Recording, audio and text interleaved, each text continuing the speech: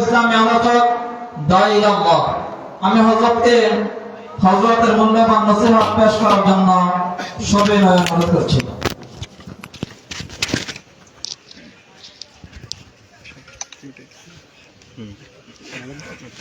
ভাইজান এই যে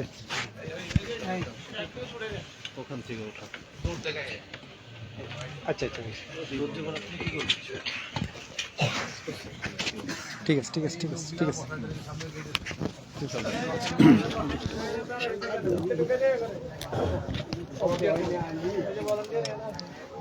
বাঁকা হয় না, এইভাবে থাকে। ঠিক আছে, সমস্যা নেই ইনশাল্লাহ।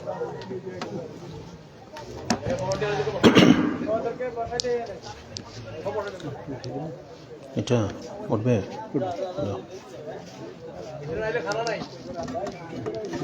ব্যাস চলো।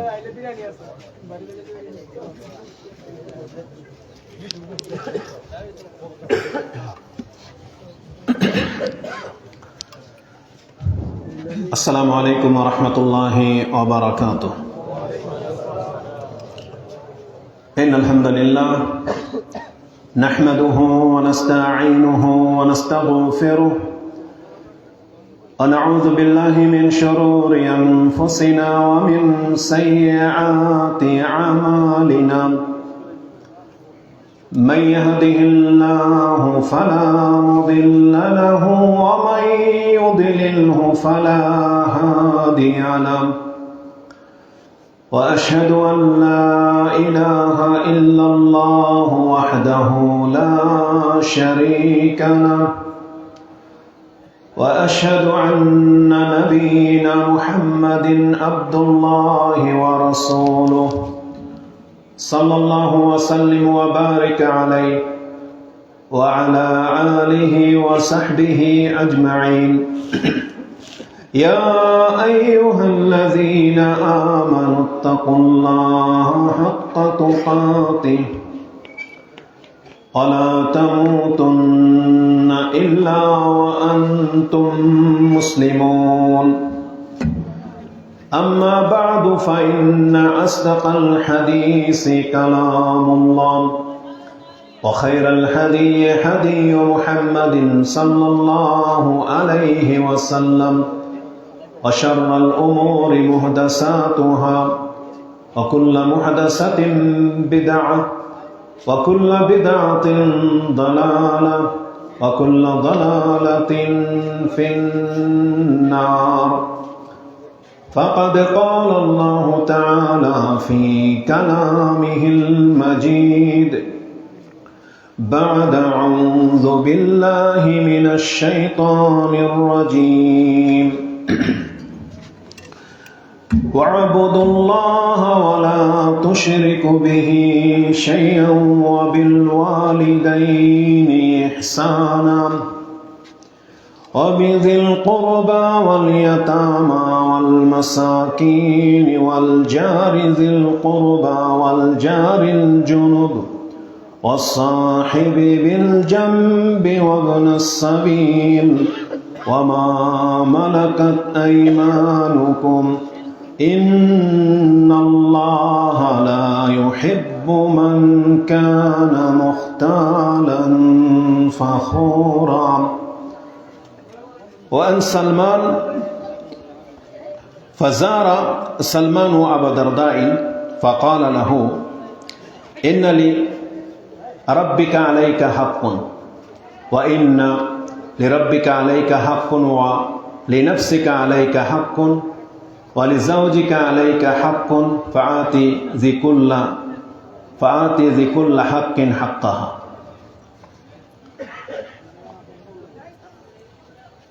فأتى النبي صلى الله عليه وسلم فذكر ذلك له فقال رسول الله صلى الله عليه وسلم صدق سلمان متفق عليه.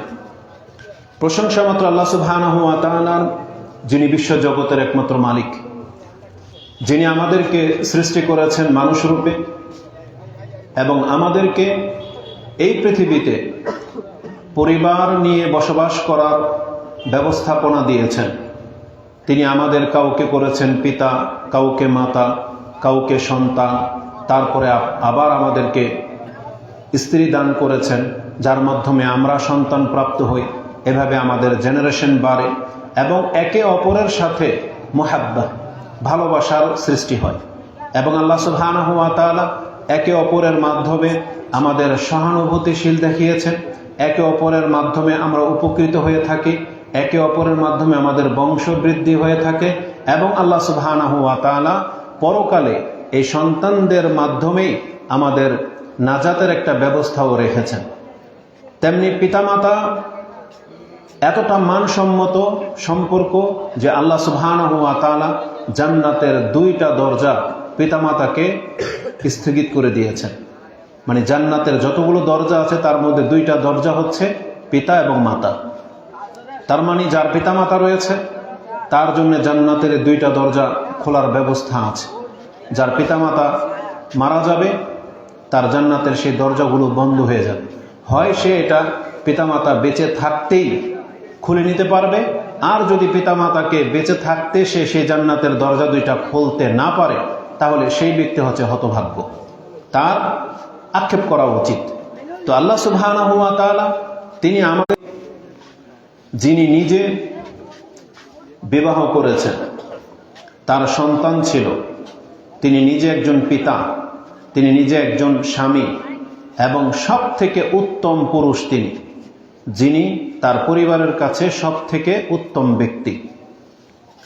তিনি আমাদেরকে শিখিয়েছেন কিভাবে আল্লাহ সুবহানাহু ওয়া তাআলার বন্দেগী করতে হয় এবং কিভাবে সম্পর্ককে রক্ষা করে চলতে হয়। অনেক সময় এমন ব্যক্তিদের সাথে সম্পর্ক আমরা ছিন্ন করি, কিন্তু রাসূলুল্লাহ সাল্লাল্লাহু আলাইহি ওয়াসাল্লাম তিনি শুধুমাত্র সম্পর্ক ছিন্ন করেছেন আল্লাহকে কেন্দ্র করে।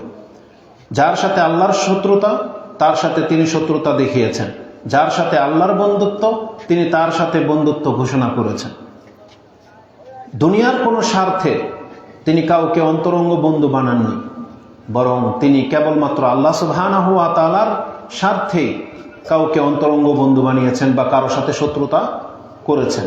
এবং তিনি তার ব্যক্তিত্ব দিয়ে দেখিয়ে দিয়েছেন একটা উত্তম পুরুষ, একটা উত্তম স্বামী, একটা উত্তম পিতা কিভাবে হওয়া যায় এবং উত্তম আত্মীয় কিভাবে হওয়া যায়। তিনি তার ব্যক্তিগত আমল দিয়ে আমাদেরকে প্রমাণ করে দেখিয়ে দিয়েছেন। যাকে আমাদের জন্য উসওয়া হাসানা বলা হয়েছে, যে এটা হচ্ছে আইডল, এটা হচ্ছে তোমাদের আইকন, এটা হচ্ছে তোমাদের আদর্শ, এর উপরেই তোমাদের নাজাত রয়েছে। আমাদেরকে সেই রাসূলের অনুসরণ করতে বলা হয়েছে। আমরা সেই রাসূলের উপরে সালাত এবং সালাম পাঠ করি, যার উপরে একবার সালাত ও সালাম পাঠকারী আল্লাহর পক্ষ থেকে 10 বার সালাত ও সালাম প্রাপ্ত হয়ে থাকে। আমরা বলি আল্লাহুম্মা সাল্লি ওয়া সাল্লিম ওয়া বারিক আলা নবিয়িকা মুহাম্মদ। যেমনটা আপনারা জানেন যে আজকের এই মাহফিলে আমাদের পূর্বে বিজ্ঞ আলেমগণ কথা বলেছেন, প্রত্যেকের নিজস্ব একটা বিষয় ছিল। আমাকেও একটা বিষয় নিয়ে কথা বলতে বলা হয়েছে, আর সেটা হলো ইসলামিক আলোকে এ আমাদের মুসলিম সমাজ ব্যবস্থা, এটার পরিণতিটা কি, আর এখান থেকে উঠে আসার মাপকাঠি কি। অথবা বিষয়টাকে তারা বলেছেন এইভাবে যে বর্তমানে পিতামাতার সাথে সন্তানের যে সম্পর্ক, এটাকে কিভাবে উন্নত করা যায়, কিভাবে একজন সন্তান বুঝবে যে তার পিতামাতার হক কি এবং তার অধিকারটা কি, কিভাবে সেটা রক্ষা করা যায়। এবং সময় থাকলে আমরা স্বামী স্ত্রীর হক এবং প্রতিবেশীদের হক নিয়ে আলোচনা করব। যদি আমরা সময় বেশি লম্বা করব না, যেহেতু অনেকক্ষণ আপনারা এখানে উপস্থিত ছিলেন। আর যতগুলো কথা আমাদের শেখেরা বলেছেন, আশা করি প্রত্যেকটা কথা নেয়ার মতো, কারণ আমরা বিনা বাড়াবাড়িতে বলতে পারি, আমরা তাদের বক্তব্য না শুনলেও বলতে পারি, কারণ তাদের হাত ধরেই আমরা কিন্তু বক্তব্যে এসেছি। মাদানী আলেমগণ যারা আছেন তাদের বক্তব্যের ধরন থেকেই আমরা শিখি। তারা আমাদের আকীদার ওস্তাদ, তারা আমাদের মাসলা মাসাইলের ওস্তাদ। এই জন্য তাদের প্রতি আমাদের এতটা আস্থা আছে যে তারা কখনো বাড়াবাড়ি কোনো কথা বলতেই পারেন না। তারা যা বলবেন কোরআন এবং হাদিস থেকে বলবেন। এটা আপনাকে চোখ বন্ধ করে মেনে নিতে কোনো দ্বিধা নাই ইনশাআল্লাহ। কারণ আমাদের সার্কেলের, আমাদের মানহাজের যত আলেম আছে, আপনি এ প্রান্ত থেকে ও প্রান্তে যান, এক রকমের কথা পাবেন, আপনি দ্বিমত পাবেন না। বরং কিছু কিছু মাসলার ক্ষেত্রে আপনার কাছে মনে হয় যে তার সাথে কথাটা মিলল না, ওইটা হয়তো তার বলার অ্যাঙ্গেলের কারণে অথবা আপনার বোঝার ক্ষমতার উপরে ডিপেন্ড করে। কিন্তু বাস্তবিক অর্থে আমরা সমস্ত সালাফি মানহাজের আলেমদেরকে এক নমুনারই পাচ্ছি, কারণ তারা যে কোনো বিষয় নিয়ে কথা বলে তাতে কোরআন এবং হাদিস থাকে, কোনো কিচ্ছা কাহিনী তারা বয়ান করে না। কারণ এই কিচ্ছা কাহিনীর প্রেক্ষিতে একটা কথা বলে দিই, আমাদের মনে আছে, আপনারা হয়তো শুনেছেন, একটা কিচ্ছা ঘুরিয়ে ফিরে বলা হয়। যেমন কেউ কেউ বলে এটা আবু হানিফার ঘটনা, আবার কেউ কেউ বলে এটা আব্দুল কাদের জিলানির ঘটনা, কেউ কেউ বলে আবার এটা শামস তাবরিজি বা ওদের বড় কোনো পীরের ঘটনা। ওই যে এক ব্যক্তি নাস্তিকের সাথে কথা বলতেছে, নাস্তিককে একটা ডেট দেওয়া হলো, নাস্তিককে ডেট সময়ে তিনি আসলেন না, তারপরে লেট করে আসলেন, বললেন আমি অপেক্ষা করতেছিলাম নদীর পারে, তারপরে একটা গাছ পড়ে গেল, নৌকা হলো, আপনি তোমার কাছে চলে আসলো। এই যে ঘটনা, কেউ এটাকে ইমাম আবু হানিফার দিকে ঠেলে দেয়, কেউ এটাকে আব্দুল কাদের জিলানির দিকে ঠেলে দেয়। তারপরে এরকম বহু কিচ্ছা কাহিনী আছে, দেখবেন ঘটনা একটা, নদীর পার দিয়ে কোনো এক আল্লাহর বুজুর্গ যাচ্ছে, একটা ডালিম ফল নাকি পানিতে ভেসে আসছে, সে এটা নিয়ে খেয়ে ফেলছে, এখন তার টেনশন, আর এটা আমি কার ফল খেলাম। সে এই পথ ধরে হাঁটতে থাকলো, কত দিন পর্যন্ত নদীর পার দিয়ে হাঁটতে হাঁটতে ওই গাছ পর্যন্ত পৌঁছলো, মালিকের কাছে গিয়ে বলল আপনার এই ফল তো না, আমি জিজ্ঞেস করে খেয়ে ফেলেছি। তখন মালিক বলল যে এত সৎ লোক যে ফল ভেসে চলে গেছে, সেই ফল খেয়ে সে আবার অনুতপ্ত হতে আসছে, সে কত বড় বুজুর্গ ব্যক্তি, তাকে রেখে নিল। তাকে বলল যে আমার একটা অন্ধ মেয়ে আছে, হাত নাই, পা নাই, চোখ নাই, কালো, দেখতে শুনতে ভালো না, তাকে বিয়ে করতে হবে। তখন সে বলতেছে বিয়ে করলে আপনাকে মাফ করে দিবেন, বলছে মাফ করে দেব। তখন বিয়ে করে নিল, গিয়ে দেখে যে একবারে হুরপুরের মতো সুন্দর। তো বলতেছে এর ব্যাখ্যা কি? আলাকুল্লি হাল, এই যে ঘটনাগুলো বলা হয়, দেখবেন এক এক বক্তা এক এক ব্যক্তির চরিত্র থেকে পেশ করে। কেউ বলে এটা আব্দুল কাদের জিলানির ঘটনা, কেউ বলে না এটা আব্দুল কাদের জিলানির নানার ঘটনা। বুঝেন কথা? তার মানে যারা কিচ্ছা কাহিনী বলে তাদের কথাতে কোনো তালগোল থাকে না। আসল উদ্দেশ্য কার, কে সেই ব্যক্তি, আপনি এর হদিস পর্যন্ত পাবেন না। কিন্তু কোরআন হাদিস দিয়ে যারা বক্তব্য করে তাদের বক্তব্যের ধরন একরকম। আপনি আজকে এখান থেকে নামাজের মাসলা মাসাইল নিয়ে কথা বলে যান, এখান থেকে এই আলেম সালাত সম্পর্কে যা বক্তব্য দেবে, আপনি রাজশাহী গিয়ে সেম বক্তব্য পাবেন, সেম, মানে একই। মানে আমরা যে কোনো বিষয় নিয়ে কথা বলি না কেন, কোরআন হাদিস থাকে। তো এই জন্য আমি আর ভূমিকাটা লম্বা না করে এটা বলতে পারি যে আমার পূর্বে যারা কথা বলেছেন নিশ্চয়ই তারা কোরআন হাদিস দিয়ে কথা বলেছেন, যেটা গ্রহণ করার মতো। এজন্য আপনি অল্প হলেও সেই কথাগুলোকে গ্রহণ করার চেষ্টা করবে। আমাদের একটা অঙ্গীকার নিতে ইচ্ছা করে মাঝে মাঝে। অঙ্গীকারটা কি জানেন?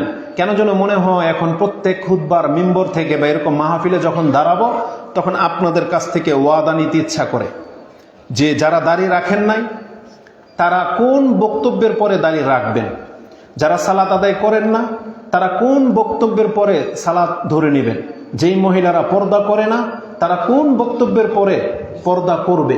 এটা আমাদের ইচ্ছা হয় যে তাদের কাছ থেকে আমরা এটা অঙ্গীকার গ্রহণ করি।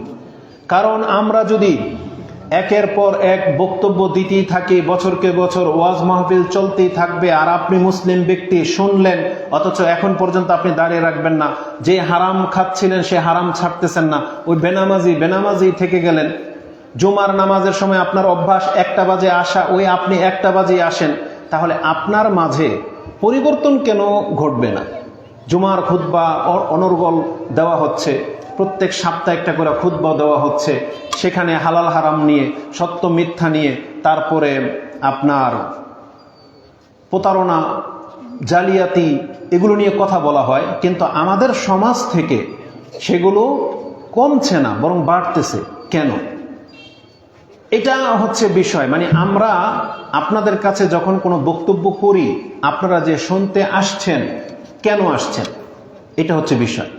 অধিকাংশ মানুষের কোনো টার্গেট নাই, উদ্দেশ্য নাই যে আমি বক্তব্যটা কেন শুনব, যদি বক্তব্য ভালো হয় আমি মেনে নেব, আমল করব।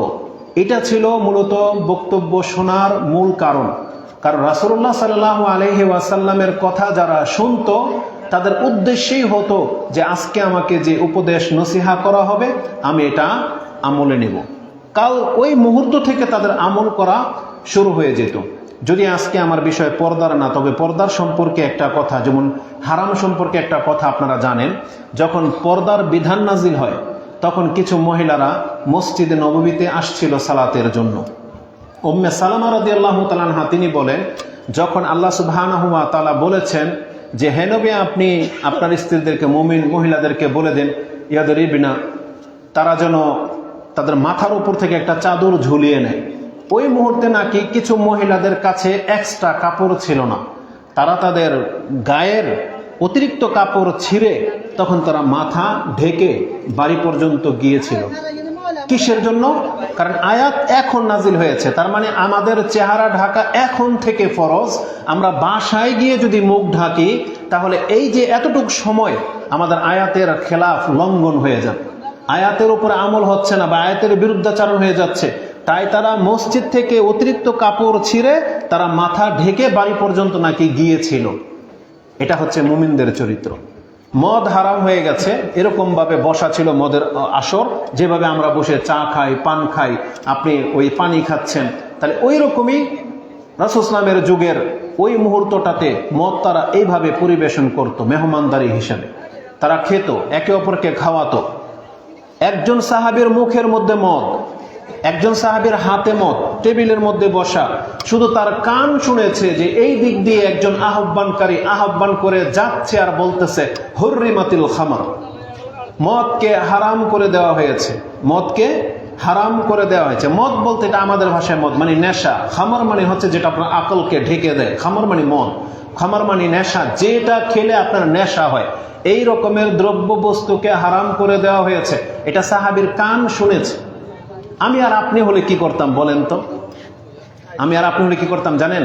ওই যে আমাদের কিছু মুসলিম ভাইদেরকে দেখা যায়, যদি সে সিগারেট খেতে থাকে, তাকে যদি তারা বন্ধু বা ভদ্র বা কেউ এসে যদি বলে তুমি সিগারেট খাচ্ছ কেন, এটা জায়েজ নাই, হারাম জিনিস, তখন সে কি করে, হুজুর একটা মিনিট, কয়েকবার জোরে জোরে টান দিয়ে শেষ করে তারপরে ফেলে দেয়, বুঝেন?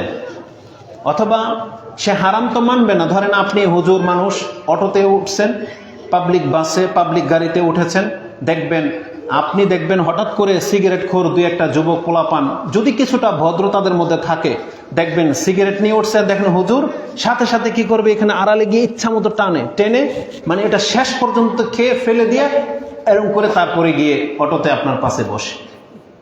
আপনি বলেন তো দেখি, এইটা একরকমের ঈমান? আর যেই সাহাবীর মুখে মদ ছিল, সে সাথে সাথে সেই মুখের ঢুকটুকু ফেলে দিয়েছে। কেন? তার কান শুনেছে হারাম, তার হলক তাকে আটকে দিয়েছে। তার দেহ তার কন্ট্রোলে, দেখেন, তার জিহ্বা তার কন্ট্রোলে, তার হাত তার কন্ট্রোলে, তার অন্তরের উপরে ছেড়ে দেওয়া হয়নি। আল্লাহ কি বলেছেন? আমার ওলি যারা হবে একটা সময় আমি তাদের হাত হয়ে যায়, তাদের পা হয়ে যায়, তাদের চোখ হয়ে যায়। এই সাহাবা একরামদের চরিত্র থেকে আপনি বুঝতে পারবেন যে আল্লাহ কিভাবে তার ওলির হাত পা হয়ে যায়। এই যে দেখেন এক সাহাবীর কিভাবে আল্লাহ হয়ে গেছেন, মানে তার কান শুনেছে মদ হারাম, তার মুখ এটার গিলে নেই। তার মানে তার মুখ যে আল্লাহ হয়ে গেছেন, মানে আল্লাহ যে বলেছেন আমি তার মুখ হয়ে যাই, হাত পা হয়ে যাই, তার মানে এগুলো সব আল্লাহর কন্ট্রোলে যে চলে আসে। তার মানে এই ব্যক্তি আল্লাহর কাছে এমন ভাবে আত্মসমর্পণ করেছে যে তার কান শুনেছে এটা আমি হারাম মুখে দিয়ে রেখেছি, যখন শুনেছে হারাম সে তখনই তার মুখ থেকে এটা ফেলে দিয়েছে। এটা হচ্ছে ঈমান। আপনি কি মনে করেন যদি আমাদের সমাজে এই চরিত্রের লোক না থাকতো, তাহলে আমি আর আপনি কিন্তু দাড়ি টুপিওয়ালা হই না। আজকে আমাদের কিছু মুরব্বীদেরকে দাড়ি টুপিওয়ালা দেখতেছেন বিদায় কিন্তু আমাদের দাড়ি টুপি আছে।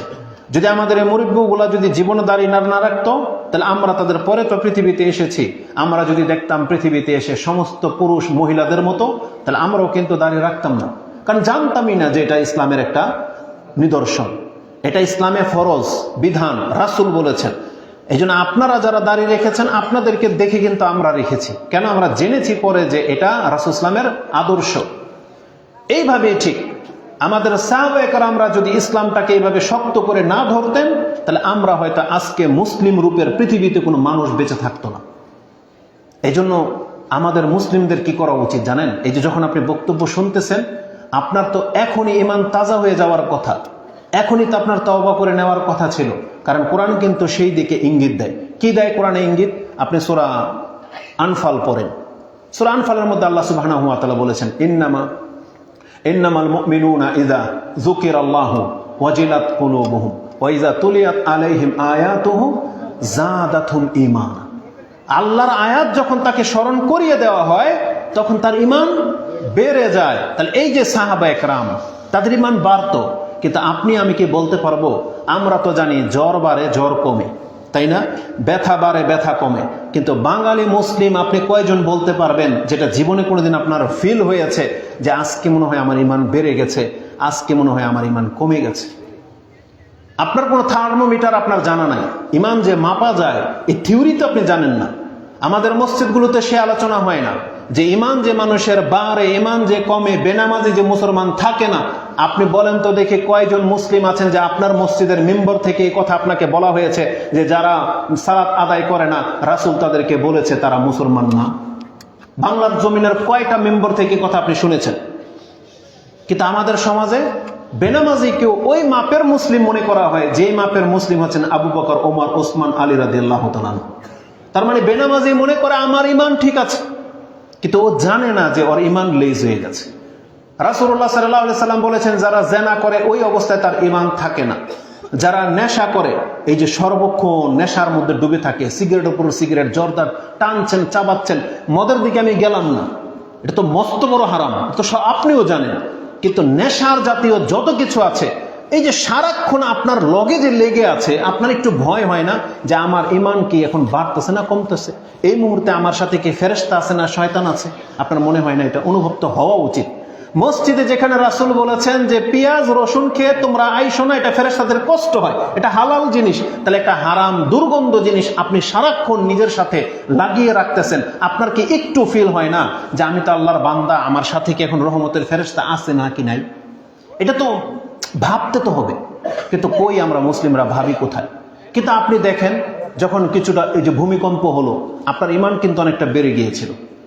ওই মুহূর্তে যারা বেঁচে গেছেন নিশ্চিত যে আপনার ঈমান কিন্তু বেড়ে গেছে। তখন আপনি লা ইলাহা ইল্লাল্লাহ বলেছেন, তখন আপনি আস্তাগফিরুল্লাহ বলেছেন, এটা কিন্তু ঈমান বেড়ে যাওয়া। আপনার ঈমান যে নাই তা না, দেখেন ওই সময় কিন্তু আপনার ঈমান বেড়ে গিয়েছিল। এই যে আমি নিশ্চিত আজকে সন্ধ্যার আগে আপনার মনের অবস্থাটা যা ছিল, এ আজকে 2-3টা বক্তব্য আপনি শুনলেন, তার চাইতে কি এখন ভালো অবস্থানে নাই আপনার অন্তর? অনেক কিছু মনে হচ্ছে না যে আমার জীবন অনেক পাপ করছি আমি? মনে হচ্ছে যে না আমাদেরও ভালো হওয়া উচিত? এটা মনে হবে, কারণ এটাই হলো আল্লাহর জিকিরের মজলিসে বসার সবচেয়ে বড় ফায়দা। কারণ রাসূলুল্লাহ সাল্লাল্লাহু আলাইহি ওয়াসাল্লামকে আল্লাহ কি বলেছেন? ওয়াযাক্কির ফাইন্না যিকরা তানফাউল মুমিনিন। আপনি মুসলিমদেরকে উপদেশ দিতে থাকেন, মুমিন হলে ওর উপকার হবেই হবে। বুঝেন? তাহলে আজকে যাদের ওয়াজ মাহফিলের পরে দাড়ি বেরিয়ে যাবে, 5 ওয়াক্ত নামাজ ধরে নেবেন, খুতবার পরে যার হারাম খাওয়া ছুটে যাবে, মহিলারা পর্দা করে নেবে, তখন আপনি বুঝতে পারবেন আপনি মুমিন। আমি কিন্তু অন্য একটা অ্যাঙ্গেলে কথা বলতেছি, মানে আপনার যদি পরিবর্তন কিছু না কিছু আসে তখন আপনি প্রমাণ হবে যে আপনি মুমিন। এখন আপনি ঈমান বাড়ান। কিন্তু যেই ব্যক্তির কান প্রতিনিয়ত বক্তব্য শুনতেছে, হুজুররা চিল্লিয়ে গলা ফাটাই ফেলতেছে, এটা হালাল, এটা হারাম, এটা জায়েজ না, এটা না জায়েজ, কিন্তু আপনার কোনো পরোয়া হয় না, তাহলে আপনার কি ভয় করা উচিত না? কারণ দেখেন বিধান কিন্তু আল্লাহর। আমরা হুজুররা কি টেপ রেকর্ডার, মানে যা কোরআনে আছে, আমি এখন একটা হাদিস বললাম, কোরআনের একটা আয়াত বললাম, এই কোরআনের আয়াতটা তো আপনি পড়লেও পেতেন না? সূরা নিসার একটা আয়াত পাঠ করেছে, 36 নম্বর আয়াত, এটা আপনার কোরআনেও আছে, আমার কোরআনেও আছে। এটা কি আজকে নাজিল হয়েছে নাকি 1400 বছর পূর্বে? 1400 বছর পূর্বে। তাহলে ওই আয়াতটা আমি শুধু মাইকে তোতা পাখির মতো আপনার কাছে পেশ করলাম। এটা শুধু আমাদের কাজ, মানে এটা হুজুরদের কাজ, যারা দাওয়াতি কাজ করে তাদের কাজ, কিন্তু মূলত বিধানটা কার? আল্লাহর। এই জন্য মুসলিমদেরকে যতদিন পর্যন্ত এটা রিয়ালাইজ না হবে, আপনার অনুভূতি না হবে যে আমাদেরকে যেই দিকে ডাকা হচ্ছে এই পথটা কার পথ, কে বানাইলো এই সিস্টেম, এটা আপনাকে ভাবতে হবে। যদি আপনি মনে করেন যে এটা হুজুরদের বানানো, তাহলে আপনি ছেড়ে দেন। এই হুজুরদের আমাদের বিদ্যা বুদ্ধি কম, কারণ আপনারা না সব মিলে ইন্টেলেকচুয়াল পার্সন। আপনারা হলেন কি? বুদ্ধিজীবী। আপনারা হলেন, ওই যে বললাম ইন্টেলেকচুয়াল পার্সন হচ্ছে বলা হয় উলুল আলবাব, মানে একবারে জ্ঞানীদের সীমার ঊর্ধ্বে। আপনারা দেশ চালান, আপনারা সমাজের বিচারক, আপনারা বিজনেসম্যান, আপনারা হচ্ছে মানে সবচেয়ে উচ্চ মাত্রার লোক। তখন আপনারা কি করেন? হুজুরদেরকে নেগলেক্ট করেন। এরা দিন দুনিয়ার কি বুঝে, ডাইলের পানি খেয়ে বড় হয়েছে, এখন খালি মসজিদে আজান দেয় আর ঘুমায়। কিন্তু আপনি জেনে রাখেন, এটা এই ডাইলের পানি খাওয়া হুজুরদের বক্তব্য না। আল্লাহ বলেছেন তুমি আল্লাহর বান্দা হও, এটা আল্লাহর ফরমান। মসজিদের মুয়াজ্জিন যখন ডাকে হাইয়া আলাস সালাহ, এটা আপনার ওই 3000 টাকা দামের মুয়াজ্জিনের কথা না। এটা কার কথা? এটা আল্লাহর কথা। আল্লাহকে বলেছেন তুমি ডাকো। এটা যদি ওর কথা হতো যখন তখন ডাকতো, কিন্তু প্রত্যেকটা মুয়াজ্জিনের ক্ষমতা আছে ওয়াক্ত ছাড়া আজান দেওয়ার। তাহলে আজান যেহেতু ওয়াক্ত মোতাবেক দেয়, তখন আপনাকে তো বুঝতে হবে ওয়াক্তটা তো কোনো হুজুর বানায় নেই। ওয়াক্ত কে বানিয়েছে? আল্লাহ সুবহানাহু ওয়া তাআলা। তার মানে ইসলামের পুরো বিধানটাই হচ্ছে আল্লাহ সুবহানাহু ওয়া তাআলার। তাহলে সেই ক্ষেত্রে আমরা আমাদের হুজুরদের কথাকে যদি উপেক্ষা করি, তাহলে কার কথাকে আপনি উপেক্ষা করতেছেন এটা শুধু আপনাকে একটু ভাবতে হবে বাস। কেন এই কথাটা বললাম? কোরআনে আল্লাহ সুবহানাহু ওয়া তাআলা বলে দিয়েছেন কি জানেন? আচ্ছা, ওই হাদিসটাকে আপনি কি অন্তর থেকে নিয়েছেন কখনো? আপনাকে যে একটা মেসেজ দেওয়া হয়েছে, রাসূলুল্লাহ সাল্লাল্লাহু আলাইহি ওয়াসাল্লাম বলেছেন ওয়ানা খাতামান নাবিয়্যিন ওয়ালাইসা নবী ওয়ালাইসা বাদি ওয়ালাইসা নবিয়্যুম বাদি, আমার পরে আর কোনো নবী নাই। রাসূল বলেছেন আমি শেষ নবী, আমার পরে আর কোনো নবী নাই। এই কথাটাতে আপনি কি মেসেজ নিলেন বলেন তো? 1400 বছর হয়ে গেছে, আপনি জানেন না কিয়ামত পর্যন্ত পৃথিবী আর কত বছর টিকে থাকবে, এই শেষ পর্যন্ত আর কোনো নবী আসবে না।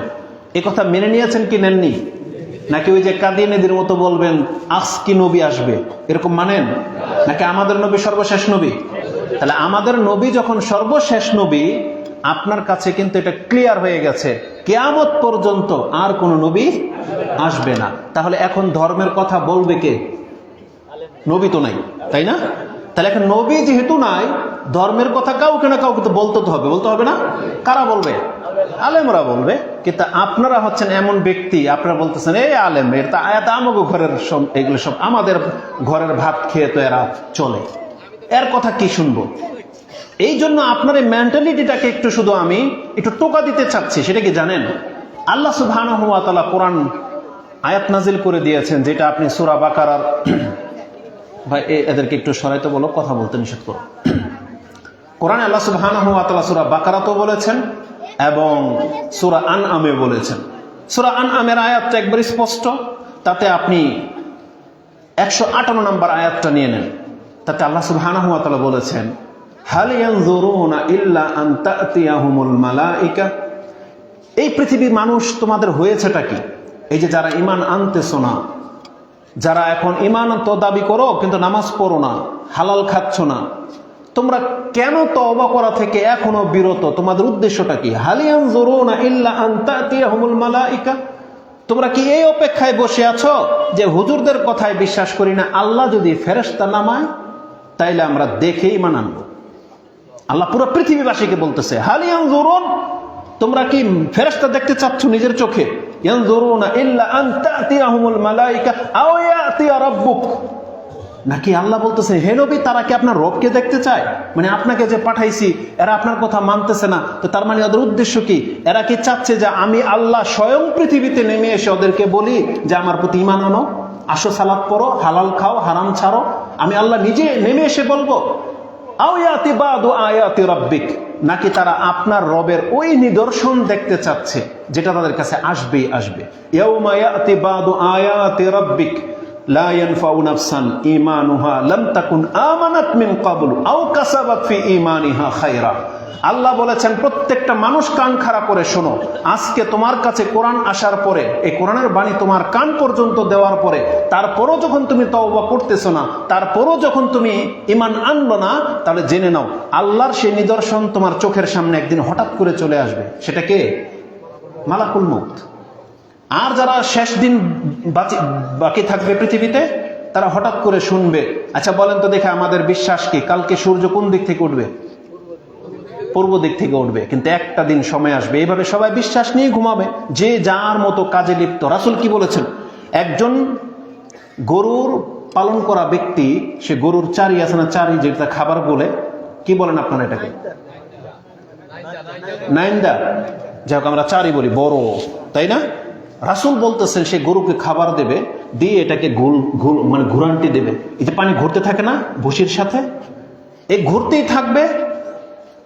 এক ব্যক্তি কাপড়ের দোকানের উদাহরণ দিয়েছে, থান কাপড় দেখেন না, আপনি দোকানে গেলে কাপড় খুলে দেখায়, আপা এই কোন শাড়ি নেবেন, এটা না এটা, খুলে না কতগুলো, বলতে সে কাপড় মাত্র খুলবে। জমির চাষি হয়তো চাষ করবে, ধান কাটবে, কিন্তু হঠাৎ করে তার কান শুনবে সূর্য পশ্চিম দিক থেকে উঠে গেছে। এখন তো আমাদের দেশে রাত, তাই না? আমেরিকা কি দিন। তার মানে আমাদের থেকে ওরা 12 ঘন্টা উল্টা। তার মানে এই যে আজকে তো এখন ধরেন আমেরিকাতে সূর্যটা উঠবে, তো ওদের পূর্ব দিক থেকে ওঠার কথা, কিন্তু কিয়ামতের সময় কি হবে, এটা পশ্চিম দিক থেকে উঠে যাবে। আর নেটওয়ার্কের যুগ যেহেতু, হতে পারে আল্লাহ সুবহানাহু ওয়া তাআলা সেই সিস্টেম রাখবে, পৃথিবীর সবাই জেনে যাবে এই যে পশ্চিম দিকে আমেরিকাতে সূর্য উঠে গেছে। তখন যার মধ্যে ওই যে চেতনা ছিল, রাসূলের বাণী পৌঁছে গেছে, সে বলবে লা ইলাহা ইল্লাল্লাহ। কি বলবে? লা ইলাহা ইল্লাল্লাহ আমানতু। ওই মুসা ফেরাউনের মতো বলবে। ফেরাউন কি বলেছিল? কালা আমানতু আন্নাহু লা ইলাহা ইল্লাল্লাযী আমানাত বিহি বানু ইসরাঈল ওয়া আনা মিনাল মুসলিমিন।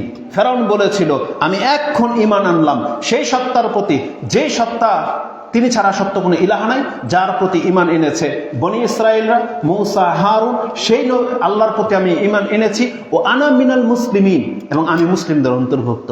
এই ফেরাউনের এই বাক্যটা প্রত্যেকটা কাফের সেই দিন সূর্য পশ্চিম দিক থেকে উঠে গেলে তারা বলবে। কিন্তু রাসূল কি বলেছেন? আল্লাহ কি বলেছেন?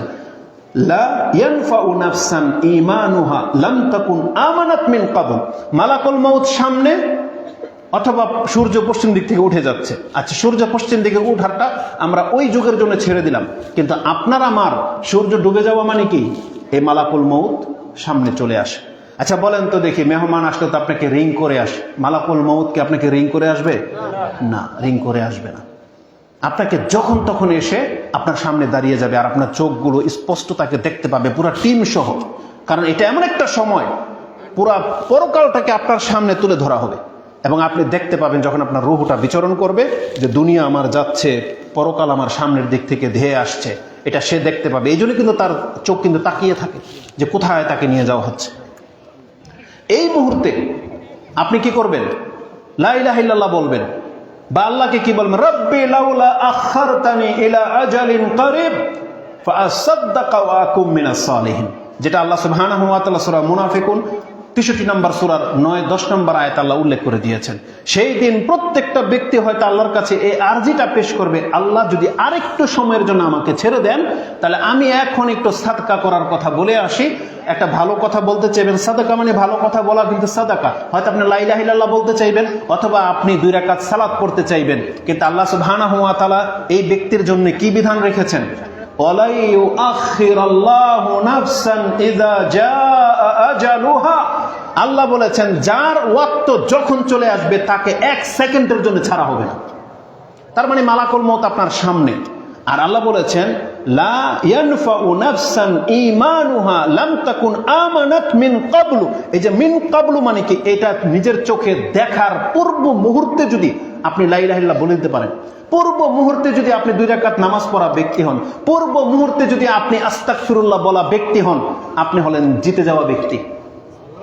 কিন্তু যেই ব্যক্তি এটার পরে পরে বলবে, আল্লাহ বলছেন লা ইয়ানফাউ নাফসান ঈমানুহা লাম তাকুন আমানাত মিন ক্বাবলু আও কাসাবাত ফি ঈমানিহা খায়রা। আর যারা ঈমান নিয়ে বসে আছেন, এখন একটু কল্যাণ করতে চান, কিন্তু ওই মালাকুল মউত দেখে নিলে কিন্তু আর হবে না।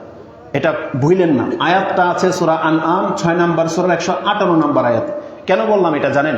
আজকে যারা আপনার মসজিদের ইমামকে, বক্তাদেরকে, খতিবদেরকে, যারা কোরআন সুন্নাহ দিয়ে আপনাকে আল্লাহর দিকে ডাকে, তাদের কথাকে যদি আপনি মূল্যায়ন করতে না পারেন, এটা হবে আপনার ব্যর্থতা।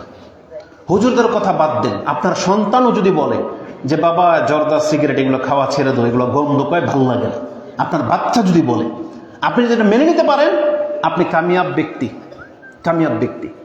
আপনার স্ত্রী যদি বলে তুমি নামাজ কেন পড়ো না, হারাম কেন ইনকাম করো, স্বামী যদি স্ত্রীকে বলে তুমি পর্দা কেন করছো না, এটা যদি বলে, সে যদি মেনে নিতে পারে, সে কামিয়াব। কারণ কি? ঘড়ির কাঁটা কিন্তু প্রত্যেকের ঘুরতেছে, থেমে কিন্তু নাই। আপনি স্মরণ করেন তো, সেই ভূমিকম্পে যদি আমরা মরে যেতাম, তাহলে আজকে এখানে উপস্থিত থাকতাম না, আমাদের হিসাব কিন্তু শুরু হয়ে যেত। কারণ রাসূল সাল্লাল্লাহু আলাইহি ওয়াসাল্লাম কি বলেছেন? আলী রাদিয়াল্লাহু তাআলার একটা উক্তি ইমাম বুখারী রাহিমাহুল্লাহ তিনি তার কিতাবুর রিকাকের মধ্যে এনেছেন, যে আলী রাদিয়াল্লাহু তাআলা তিনি বলতেন যে ইরতাহালাতিদ দুনিয়া মুদবিরান ওয়ারতাহালাতিল আখিরা মুকবিলান ওয়া লিকুল্লি ওয়াহিদিন মিনহুমা বানুন ফাকুনু আবনাইল আখিরাহ ওয়া লা তাকুনু আবনাইদ দুনিয়া। আল ইয়াউমা আমালুন ওয়া লা হিসাবুন ওয়া গাদান হিসাবুন ওয়া লা আমালুন। তোমরা সাবধান, দেখো, সতর্ক হও, দুনিয়া কিন্তু তোমাকে আপন জায়গায় রেখে পেছন দিকে সরে যাচ্ছে। আর তুমি যে সামনে হাঁটতেছো, সামনে কি? কবর। কবর তোমার সামনের দিক থেকে ধেয়ে আসতেছে। এটা বুঝতে হলে একটা চমৎকার এক্সাম্পল বলি। যাদের বয়স এখন 40 আপ আছেন, এরকম সবাই এখানে 40 আপ, আপনি বলেন তো দেখি, আপনি এখানে দাঁড়ান, 40 বছর দূরে ফিতাটা ফেলেন, যেদিন আপনার জন্ম হয়েছিল, ফিতাটা কত লম্বা হবে? এবার আপনি ওই ফিতাটা কবর দিকে ফেলেন তো, বলেন তো কবে মরবেন আপনি? সেটা এতটুকুই হইতে পারে, হইতে পারে না? সেই ফিতাটা এতটুকু হইতে পারে, এতটুকু হইতে পারে, এতটুকু হইতে পারে, কিন্তু 40 বছরের সমান হবে? তার মানে আমরা কেউ এখানে হয়তো আর 40 বছর বেঁচে থাকবো না, কারণ 40 বছর আমাদের পার হয়ে গেছে। আরো যদি 40 বছর বাঁচি তাহলে কত বছর হয়? 80 বছরে। 80 বছর বর্তমানে কেউ বাঁচে? কেউ বাঁচে না। তার মানে আজকে আমরা যেখানে আসছি, আমাদের জন্মের ফিতা বহু লম্বা হয়ে গেছে, কিন্তু কবরের ফিতা কিন্তু খুব কাছে চলে আসছে। এটাই আলী রাদিয়াল্লাহু তাআলা বুঝাতে চেয়েছিলেন এবং বলেছিলেন, দেখো, দুই জগতেরই কিন্তু সন্তান হয়, তোমরা দুনিয়ার সন্তান হইও না। দুনিয়ার সন্তান যারা হয় তাদের অবস্থাকে আপনি দেখতে পান না? ফেরাউন ধ্বংস হয়ে গেছে, কারণ ধ্বংস হয়ে গেছে, এটা অনেক অতীতকালের ঘটনা। কিন্তু আপনার বর্তমান আপনাদের নেতাদের দেখেও কি শিক্ষা হয় না? কোটি কোটি টাকার বিজনেসম্যান, কিন্তু জেলখানায় ভরে দেওয়া হয়েছে, ওর পুরা বিজনেস ফ্যাক্টরি জ্বালিয়ে দেওয়া হয়েছে, লুটপাট করে নিয়ে নেওয়া হয়েছে, কতককে তো ফাঁসিতে লটকানো হবে, কতককে মেরিয়ে দেওয়া হয়েছে। তার মানে যারা দুনিয়ার সন্তান, এই দেখেন একটা কুরসি, এই চেয়ারটার জন্য কতগুলা দলে বিভক্ত মানুষ লড়াই করতেছে একটা চেয়ারের জন্য। এই একটা চেয়ারে বসার জন্য এই দল ওই দলের কাউকে পারলে মেরে পর্যন্ত দেয় না? এটা হচ্ছে দুনিয়া। তাহলে বলেছেন যে তুমি দুনিয়ার সন্তান হয়েও না। দুনিয়া কিন্তু আজ পর্যন্ত কাউকে স্থায়ীভাবে রাখতে পারে নাই, কিন্তু আল্লাহ সুবহানাহু ওয়া তাআলা আমাদেরকে সৃষ্টি করেছিলেন পরকালের জন্য, এবং আমাদেরকে বলা হয়েছে তোমরা পরকালের সন্তান হও। আর এটাও বলা হয়েছে, দেখো, আজকে শুধু তোমাকে বলা হয় আমল করো, তোমাকে আজ পর্যন্ত আল্লাহর পক্ষ থেকে কোনো ফেরেশতা নেমে এসে বলে নাই যে তুই দাড়ি রাখলি না কেন, কিরে তুই ফজরের সময় ঘুমিয়ে কেন। আজ পর্যন্ত কারোর সাথে ঘটেছে? আল্লাহর কোনো ফেরেশতা কিন্তু এসে বলে নাই যে তুই হারাম খাচ্ছিস কেন, তোর হাতে সিগারেট কেন, বলবে না এটা। কারণ এটা দুনিয়াতে আল্লাহ কাউকে কিছু বলবে না, কিন্তু কালকে আল্লাহ বলবে, প্রশ্নই করবে, তোমার রবকে, তোমার দিন কি, তোমার নবীকে, তাই না? কি করেছো, কি করো নাই, এটা কেন করলা, ওটা কেন করো নাই, এটা প্রশ্ন করা হবে না? শুধু প্রশ্ন আর প্রশ্ন। এটা হচ্ছে কালকের ঘটনা। এজন্য আমি আপনাদেরকে বলবো, আমি সহ আমাদের প্রত্যেকটা মুসলিম ভাইয়ের উচিত, যে কোনো বক্তব্যে আপনি শোনেন না কেন, এটাকে নেয়ামত হিসেবে নেন। কারণ আমরা বক্তব্য দিয়ে আপনাকে কোন দিকের জন্য ডাকি, কি শিখাতে চাই, কোন দিকে ডাকি, আমি আপনাকে শেখাতে চাই আসেন সালাত পড়ি, আসেন হালাল খাই, রাষ্ট্রের কল্যাণ করি, কোনো মুসলিমের গায়ে হাত দিয়েন না, কাউকে গালি দিয়েন না, এটা না আমরা শিখাই? তাহলে এটা আমাদের দাওয়াত। এখন আপনি যদি এটা মেনে নিতে পারেন, তাহলে এর বেনিফিটে কি পাবেন?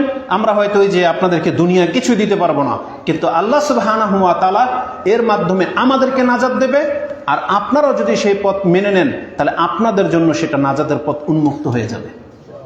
তো এই জন্য আমাদের উচিত, ধর্মের গুরু যারা, ধর্মের প্রচার প্রসারক যারা, তাদের কথাতে সাড়া দেওয়ার চেষ্টা করেন। আর যারা নেতা দুনিয়ার দিকে আপনাদেরকে ডাকে, যদিও তারা অনেক সময় দাড়ি টুপিওয়ালাই হোক না কেন, আপনি জেনে নেন তারা আপনাদেরকে কিন্তু ঠকাবে। তারা আপনাদের সাথে মিথ্যা প্রতিশ্রুতি দেয়। তারা মূল টার্গেট তার গদি, তার দল। সে মাঝে মাঝে কোরআনের আয়াত হয়তো বলে দিবে, হাদিস বলে দিবে। এমন দুঃসাহস পর্যন্ত বাংলার জমিনে দেখানো হয়েছে যে সে বলছে যে আমাকে, আমার দলকে ভোট দেন, ভোট কে পাবে? নবী পাবে। বলে না? এই কথা শোনেন নাই? তাহলে এইগুলো একটা ধোঁকা, কিন্তু স্পষ্ট ধোঁকা, আপনি জেনে নেন। আপনি কথাটাকে কিভাবে নেন, কিন্তু আমি আপনাকে বলতেছি এগুলো স্পষ্ট ধোঁকা। কারণ ভোট আপনি যদি একে দেন, এ জিতবে, এ কুর্সিতে বসবে, এ শান শৌকতের সাথে থাকবে, তারপরে যদি খেদমত করে কিছু ভালো কিছু পাবেন, নাহলে ভালো কিছু পাবেন না, এর কোনো গ্যারান্টি নেই। কিন্তু এটা মিথ্যাচার, কোরআনের আয়াতের অপব্যাখ্যা, এগুলো থেকে বেঁচে থাকার চেষ্টা করেন। আর আমরাও বলবো, আপনাদের দাড়ি টুপিওয়ালা যদি কোনো নেতা থেকে থাকেন, আপনি আল্লাহর ওয়াস্তে কোরআনের আয়াতের অপব্যাখ্যা করেন না। আপনি ভোট চান, ভোটে যেহেতু আপনি দাঁড়িয়েছেন, ভোট চান, কিন্তু কোরআনের আয়াতের অপব্যাখ্যা করেন না মুসলিম সাধারণ মানুষের সাথে। এগুলো একবার স্পষ্ট প্রতারণা, ধোঁকা। এগুলো থেকে বাঁচার চেষ্টা করেন। কারণ এই দুনিয়া আপনি জিতে গেলেও চিরস্থায়ী আপনি নন। এই দুনিয়ার 3টা গুণ জেনে নেন, 3টা দোষ জান্নাতের তুলনায়। জান্নাত হচ্ছে স্থায়ী এবং কোয়ালিটি ফুড এবং আপনাকে ওড হেল দেওয়া হবে। এটা হচ্ছে জান্নাত। মানে জান্নাতে কি আপনাকে যা দেওয়া হবে ওড হেল দেওয়া হবে, আর যা দেওয়া হবে স্থায়ী দেওয়া হবে। আর স্থায়ী যে জিনিসটা আপনার কাছে থাকবে এটা গুণাগুণ ওই রকমই থাকবে যেই রকম আপনাকে দেওয়া হবে। এটা হচ্ছে জান্নাত। আর দুনিয়া কি আপনাকে যা দেওয়া হবে এটা যথেষ্ট না, আপনার ঘাটতি থাকবে। আর ওঢেলও যদি আপনাকে দেওয়া হয় সেটা আরও ক্ষণস্থায়ী, সেটা আপনার কাছে স্থায়ী থাকবে না। একটা এক্সাম্পল নিয়ে নেন, আপনাকে যদি আজকে কেউ 1 মণ দুধ গিফট করে, আপনি কয়দিন খাবেন বলেন? একদিনের পরে দুধ টিকে? একদিনের পরে দুধ টিকবে না। তার মানে একটা ভালো জিনিস আপনাকে দেওয়া হলো, এটা দুনিয়া, কিন্তু দুনিয়ার দুধ 1 দিন কি 2 দিন আপনি এটা খেতে পারবেন, যদি আপনাকে 1 মণ দেওয়া হয়েছে, কিন্তু এটার কোয়ালিটি কি ঠিক থাকে না। যেমন আপনাদেরকে যাদেরকে বয়স দেওয়া হয়েছে, যদি কেউ 100 বছরও পেয়ে যান, সেটা পরকালের তুলনায় কদ্দুর? 1 ফোঁটা। পরকালের তুলনায় 1 ফোঁটা পানির সমান। আবার এই 1 ফোঁটা পানি, এই 100 বছরের দেহটা আপনি মাপেন তো দেখি। 10 বছর কেটেছে হামাগুড়ি দিয়ে, তাই না? হাঁটতে গেলে চলতে গেলে উপর খেয়ে পড়ে যেতাম, তারপরে একটু শক্ত হয়েছি।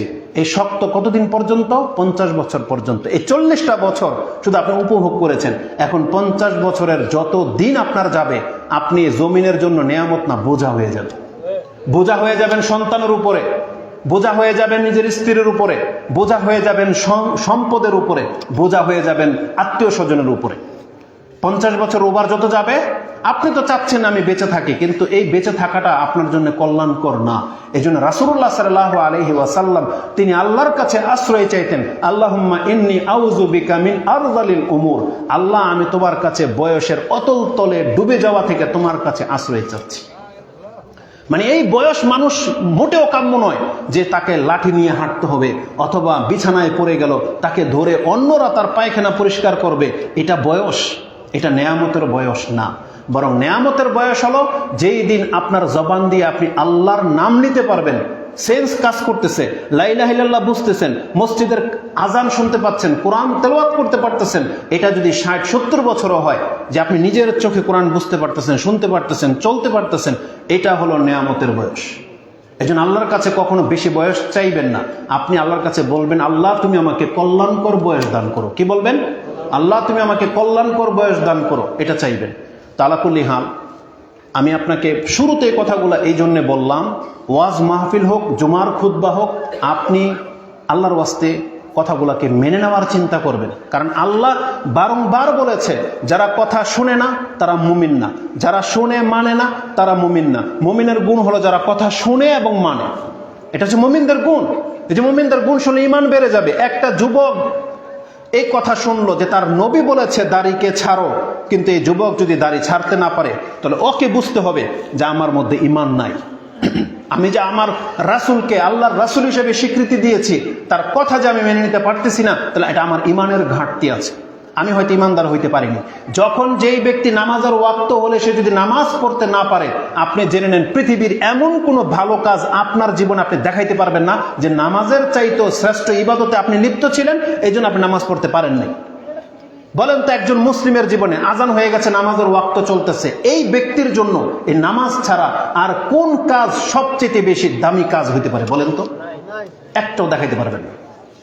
আপনি যদি বলেন আমার বাপ মার খেদমত করা, তাও নামাজের পরে, জানেন আপনি, তাও নামাজের পরে। কারণ একটু পরে সে হাদিসটা আসতে এখনই বলে দিই। ইমাম মুসলিম তার ঈমানের অধ্যায়ে বলেছেন, আব্দুল ইবনে মাসউদ রাদিয়াল্লাহু তাআলা জিজ্ঞাসা করেছেন, সাআলতু সুইল আলী নবী সাল্লাল্লাহু আলাইহি সাল্লাম আইয়ুল আমালি আফদাল, কোন আমল সবচেয়ে ভালো শ্রেষ্ঠ?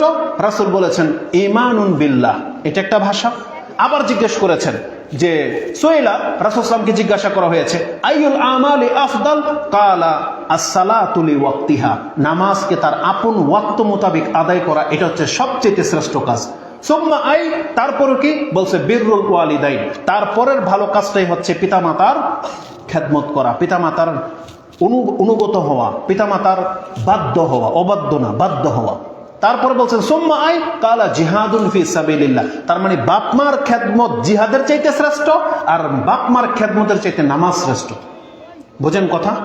কিন্তু আমাদের সমাজের বহু মুসলিম আছে বাপমাকে আলহামদুলিল্লাহ যথেষ্ট ভালো করে রেখেছে, যারা নেতা টাইপের পয়সা কামায়, তারা দেখবেন বাপ মার খেদমত করেন, পারলে বাপ মাকে মাঝে মাঝে গোসলও করাই দেয়, হজও নিয়ে যায়, দামি গাড়ি দিয়ে ঘুরায়, কিন্তু বেনামাজি। বোঝেন? এই ধরনের কোনো ব্যক্তি থেকে থাকলে আপনি আল্লাহর ওয়াস্তে তওবা করেন, আল্লাহর দিকে তাকিয়ে আপনি তওবা করেন, আল্লাহর অসন্তুষ্ট থেকে বাঁচার চেষ্টা করেন। যে কাজটা সবচেয়ে বড় সেটা আগে করেন। সেটা কি? প্রথমে আল্লাহর প্রতি ঈমান আনতে হবে, তারপর আপনি সালাত করেন। তার মানে আমি বোঝাতে চেয়েছি, যেই কাজটা আমাদের নাজাতের জন্য দরকার, আপনি প্রথমে সেই কাজটাকে প্রিফার করতে হবে। ব্যক্তি স্বাধীনতাটা ছেড়ে দেন। আজকে আমরা স্বেচ্ছাচারিতা করতেছি বিদায় আমরা কিন্তু আল্লাহর বান্দা রূপে নিজেকে আপনি প্রমাণ করতে পারবেন না, লজ্জা পেয়ে যাবেন যদি আপনি কোরআন পড়েন। কোরআনে দেখবেন সব আপনার আমার খেলাফ। আল্লাহ বলছেন এটা পথ, আর আমি আপনি বহু দূরে। আপনি চ্যালেঞ্জ করলাম, এটা আপনি কোরআন লন, আপনি দেখতে পাবেন কোরআনের কোন আয়াতের সাথে আপনার সম্পর্ক। বলেন তো দেখি, কোরআনে জুমার দিন বলা হয় ইযা নুদিয়া লিস-সালাতি মিন ইয়াউমিল জুমআতি ফাসআউ ইলা যিকরিল্লাহি ওয়া যারুল বাই'। আল্লাহ বলেছেন, হে ঈমানদাররা, যখন জুমার দিনের আজান হয় তোমাদের ব্যস্ততা কাজ কাম সব ছেড়ে দিয়ে তোমরা মসজিদে আসো আল্লাহর জিকিরের উদ্দেশ্যে। এই আয়াতটাকে কোন ব্যক্তি জীবনে কতবার বাস্তবায়ন করেছেন বলেন তো দেখি? এটা মসজিদের ইমাম সাক্ষী। যেই ব্যক্তি মিম্বরে দাঁড়িয়ে দেখে পেছন কাতার সব খালি, সামনে কয়েকটা মুরব্বী শুধু বসা। তার মানে এই আয়াতের দাবি শুধু পুরা করেছে দুই একটা মুরব্বী, দুই একটা যুবক, এছাড়া আর কেউ নাই। এটা কেন হয়েছে? তাহলে এই আয়াতটা কাদের জন্য? এটা কি শুধুমাত্র মসজিদের ইমাম আর মুয়াজ্জিন আর ওই মুরব্বীদের জন্য? অথচ আল্লাহ সুবহানাহু ওয়া তাআলা বলেছেন, যখন জুমার দিনের আজান হয় তোমরা সমস্ত কাজ কাম বন্ধ করে থুয়ে তুমি মসজিদ আল্লাহর জিকিরের উদ্দেশ্য আসো। এটার মধ্যে আমরা নাই। আল্লাহ আমাদেরকে সুদ খেতে নিষেধ করেছে। আপনি মুসলিমদের ঘরে ঘরের না হলো প্রায় সমাজের অনেকগুলো ঘর পাবেন যারা সুদ খায়। আল্লাহ সুবহানাহু ওয়া তাআলা মহিলাদেরকে পর্দা করতে বলেছেন, আপনি 1010 জন মহিলা পাবেন না যারা পর্দা করে। আল্লাহ সুবহানাহু ওয়া তাআলা যুবকদেরকে বলেছেন, টাকটার উপরে প্যান্ট তোলো। যদি আমরা এখান থেকে দাঁড়াই তখন দেখা যাবে শতকরা 10 জন ব্যক্তির প্যান্ট টাকনার উপরে নাই। কেন হয়েছে এটা? তার মানে ইসলামের যতগুলো বিধিবিধান আছে আপনি যদি এক এক করে নিজের জীবনে লিস্ট অনুযায়ী প্রয়োগ করেন যে ইসলামের হালাল কি আর হারাম কি, এবং আপনি আপনার সাথে যদি দেহ থেকে মাথা পর্যন্ত কর্ম, খাদ্যে, অভ্যাসে এবং কর্মের মধ্যে আপনি সেট করেন, দেখবেন যে এইটা সেট হবে না, এলোমেলো হয়ে যাবে আমাদের দেয়াল। কেন? কারণ আমরা কোরআন চর্চা করি না। অথচ আল্লাহ সুবহানাহু ওয়া তাআলা কি বলেছে জানেন? মুমিনদের গুণ এটা হইতেই পারে না। মানে আল্লাহ বলেছেন মুমিনদের এটা গুণ হইতেই পারে না। কেমন? যেমন আল্লাহ সুবহানাহু ওয়া তাআলা সূরা আহজাব 33 নম্বর সূরার 36 নম্বর আয়াতে আল্লাহ সুবহানাহু ওয়া তাআলা বলেছেন, মা কানা লিমুমিনিন ওয়ালা মুমিনাতিন ইযা কাদাল্লাহু ওয়া রাসূলুহু আমরান আইয়াকুনা লাহুমুল খিয়ারাতু মিন আমরিহি। আল্লাহ বলেছেন যে এটা হইতেই পারে না একজন ব্যক্তি নিজেকে মুসলিম বলবে, সে পুরুষ হোক আর মহিলা হোক, আর তার উপরে আল্লাহ একটা ফয়সালা জারি করেছে যে মহিলা হলে তোমাকে ঘরেই থাকতে হবে পর্দার সাথে, আর যদি তুমি বাইরে বেরো তাহলে জাহিলিয়াতের যুগের মহিলাদের মতন বেরোয়ো না। আল্লাহকে মহিলাদেরকে বের হইতে নিষেধ করছে? মহিলাদেরকে তো বের হইতে নিষেধ করে নাই, কিন্তু নাস্তিক মহিলাগুলো হুজুরদের ব্যাপারে অপবাদ দেয়। আমরা কি বলেছি যে মহিলাদেরকে ঘরে বন্দি করে রাখতে? বরং বলেছি যখন বাইরে যাবে তখন জাহিলিয়াতের যুগের মহিলাদের মতন বাইরে যেও না, তোমরা সম্ভ্রান্ত পর্দার সাথে বাইরে বেরো। এটা না ইসলামের বিধান যে তোমার দেহ সেফ হয়ে যাবে, যুবকদের চরিত্র সেফ হয়ে যাবে, এর জন্য না পর্দা? তা আল্লাহ বলেছেন যখন আল্লাহর পক্ষ থেকে একটা ফয়সালা করা হবে, মুমিন হলে সে তার নিজের ওপিনিয়ন মানে নিজের ইচ্ছাটাকে সে প্রাধান্য দিতেই পারে না। আল্লাহ এইভাবে বলেছেন, না দিতেই পারে না। ইন্নামা কানা কাউলাল মুমিনিন, নিশ্চয় মুমিনদের কথা তো এটাই হবে। ইন্নামা কানা কাউলাল মুমিনিনা ইযা দুউ ইলাল্লাহি ওয়া রাসূলিহি লিয়াহকুমা বাইনাহুম আইয়াকুলু সামি'না ওয়া আতা'না। এটা সূরা নূর 11 নম্বর আয়াতে পেয়ে যাবেন, 24 নম্বর সূরার 11 নম্বর আয়াত, যে আল্লাহ সুবহানাহু ওয়া তাআলা বলেছেন নিশ্চয়ই মুমিন তো এমন চরিত্রের হয় যখন তাকে আল্লাহ এবং তার রাসূল কোনো ফয়সালা শুনিয়ে দেয় যে তুমি তো মুসলিম, তাহলে তুমি হারামটা ছেড়ে দাও, তুমি তো মুসলিম, আসো 5 ওয়াক্ত সালাত আদায় করো, তুমি তো মুসলিম, তাহলে দুর্নীতি ছেড়ে দাও। আর এটা আপনি মুসলিম হলে কি করবেন? সামি'না ওয়া আতা'না, ইয়া রাসূলুল্লাহ, ইয়া আল্লাহ আপনার কথা শুনলাম, আতা'না মানলাম। কিন্তু আপনারা তো ধোঁকা খেয়ে গেছেন, আপনারা মনে করতেছেন হুজুরদের কথা, আরে আমরাও বলতেছি আমাদের কথা হলে মানবেন কেন? কিন্তু কথা তো আপনার রবের, কথা তো আপনার রাসূলের, যার কথাকে ইগনোর করার মতন কোনো ক্ষমতা নাই। কিন্তু বাস্তবতা কি? আজকে আমাদের মুসলিমদের চরিত্র দেখলে মনে হয় যে আমরা যদি রাসূলুল্লাহ সাল্লাল্লাহু আলাইহি ওয়াসাল্লামের যুগে যদি থাকতাম, যেই ব্যক্তি রাসূলের কথাকে মূল্যায়ন করতে পারে না সে মিথ্যা প্রমাণিত হয়ে যাবে, যে আমি রাসূলকে দেখলে আমি হয়তো মানতাম, মিথ্যা প্রমাণিত হয়ে যাবেন। কেন? কারণ যেই ব্যক্তিরা রাসূলের কথা শুনে তার কথার উপরে আমল করতে পারে না, তারা রাসূলকে দেখলেও তার কথার উপর আমল করতে পারতো না। আর যারা সত্যবাদী, তারা 5 ওয়াক্ত সালাত আদায় করতেছে, তারাও তো রাসূলকে দেখে নাই। কার কথার উপরে ভিত্তি করে 5 ওয়াক্ত সালাত আদায় করে? যারা হারাম খায় তাদের কথা বলতেছি না, যেই মানুষগুলো হারাম থেকে মুক্ত তাদেরকে জিজ্ঞেস করেন কেন তারা হারাম থেকে মুক্ত। যারা দাড়ি রেখেছে তাদেরকে জিজ্ঞেস করেন কেন তারা দাড়ি রেখেছে। যেই মহিলারা পর্দা করে তাদেরকে জিজ্ঞেস করেন আপনারা গরম লাগে না, পর্দা কেন করেন? আপনি কি জানেন একজন মহিলাকে জিজ্ঞাসা করা হয়েছিল ইন্ডিয়াতে, আমি শেখ মতিউর মাদানী হাফেজাহুল্লাহ ওনার বক্তব্যতে শুনেছিলাম, ইন্ডিয়াতে একটা ইউনিভার্সিটিতে একজন কুয়েতের টিচার গিয়েছিলেন, প্রফেসর মহিলা। তাকে প্রশ্ন করা হয়েছে যে আপনার কি গরম লাগে না? তখন অনেক গরমের সিজন ছিল। তিনি কোরআনের একটা আয়াত নাকি তেলাওয়াত করেছিলেন যে আন্নারু জাহান্নামু আসাদ্দু হাররা। তিনি শুধু এতটাই বলেছেন, গরম তো আমারও লাগে, কিন্তু জাহান্নামের আগুন এর চাইতো মারাত্মক গরম। তার মানে আমি ওই গরম থেকে বাঁচার জন্য এই গরমটাকে সহ্য করে নিয়েছি। আপনি কি বোঝেন ইমানের ধরনটা কি? তার মানে আমরা হুজুররা কি স্টাইল বুঝি না? স্টাইল বুঝি তো। আমরাও তো বুঝি একটা যুবককে কেমন সুন্দর লাগবে, আমরাও বুঝি। আমরাও রং তামাশা বুঝি। আমাদেরও পয়সা আপনার ওই R15 আরো দামি মোটরসাইকেল কেনার মতো সামর্থ্য আল্লাহ সুবহানাহু ওয়া তাআলা দিয়েছেন। আমরাও চাইলে মহিলাদেরকে নিয়ে ঘুরতে পারি, আমরাও চাইলে দামি নেশা করতে পারতাম। তাহলে আমাদের মতো সামর্থ্যবান বহু হুজুররা আছে যারা সামর্থ্যবান, কিন্তু তারা কেন করে না? নিঃসন্দেহে এটি ইমানের দাবি, নিঃসন্দেহে তারা বেঁচে আছে। আর যাদের দ্বারা 2-1টা পাপ হয়ে যায়, আপনি নিজেও জানেন পুরুষ হিসেবে পুরুষের দ্বারা পাপ হইতে পারে, পুরুষের শাহওয়াতের কারণে তো লোভে পড়লে তার টাকার নেশা জাগতে পারে, কিন্তু আপনি নিজেও জানেন সে তো আর আমাদের আইডিয়াল ব্যক্তি না, তাই না? আপনি কি বলবেন যে তাহলে সমাজের সব হুজুর খারাপ? না, কারণ আপনাকে দেখতে বলা হয়েছে কাকে? সমাজের হুজুরকে নাকি আমাদের সাহাবা একরামদেরকে? আমাদের সাহাবা একরামদেরকে। কারণ এটা আমাদের গর্ব। আমরা প্রত্যেকটা মুসলিম প্রত্যেকটা কাফেরের সাথে চ্যালেঞ্জ করতে পারি যে তোরা যদি উত্তম মুসলিম দেখতে চাস তাহলে আমাদের সাহাবা একরামদের দিকে তাকা, তাই না? বিষয়টা এরকম। কারণ আমাদের সাহাবীদের মধ্যে কেউ মিথ্যা বলতো না। আমাদের সাহাবা একরামদের মধ্যে মদ হারাম হয়ে যাওয়ার পরে আর কেউ মদ খায়নি। আমাদের সাহাবা একরামদের চরিত্র এমন ছিল যে পুরো টিম, 2-1টা ঘটনা হয়তো ঘটেছে কিন্তু পুরো টিম জেনা থেকে মুক্ত ছিল। আমাদের সাহাবা একরামরা অন্যের সম্পত্তি রাস্তার মধ্যে লাখো টাকা পড়ে থাকলে তারা কোনদিন ফিরেও তাকায়নি। একজন বনী ইসরাইলের এক ব্যক্তি, সাহাবীরা আগের যুগের ঘটনা, রাসূল বলেছেন যে তার বন্ধুর কাছ থেকে 1000 স্বর্ণ মুদ্রা ধার নিয়েছিল 1 মাসের জন্য বা 1 বছরের জন্য। সে বলেছে অমুক দিন তোমার টাকা আমি ফেরত দেব। সেই ব্যক্তি তার ডেট মোতাবেক, এখন তো বর্তমানে আমাদের মতো এত উন্নত জীবন তাদের ছিল না, নদীর এপার ওপার ছিল। সেই ব্যক্তি তার ওয়াদা অনুযায়ী সে নদীর কিনারা পর্যন্ত এসেছে, সে 1000 স্বর্ণ মুদ্রা নিয়ে, কিন্তু নদী পার হওয়ার মতো কোনো ব্যবস্থা ছিল না। কিন্তু আমরা হইলে তো কত রকমের বাহানা ছলচাতুরি করে তার 1000 রিয়াল মেরে দিতাম। কিন্তু সে ব্যক্তি কি করেছে জানেন? আল্লাহর প্রতি তার এতটা আস্থা ছিল, ভরসা ছিল, আর তার ওয়াদার প্রতি সে এতটা কঠোর, কিছুই পায়নি, একটা কাঠের টুকরা পেয়েছে, এটা গর্ত করে এটার ভিতরে 1000 স্বর্ণ মুদ্রা ভরে দিয়ে সে কাঠকে নদীর ওপারে ছুঁড়ে মেরে দিয়েছে যে আল্লাহ চাইলে এটা পৌঁছে যাবে ওই পার।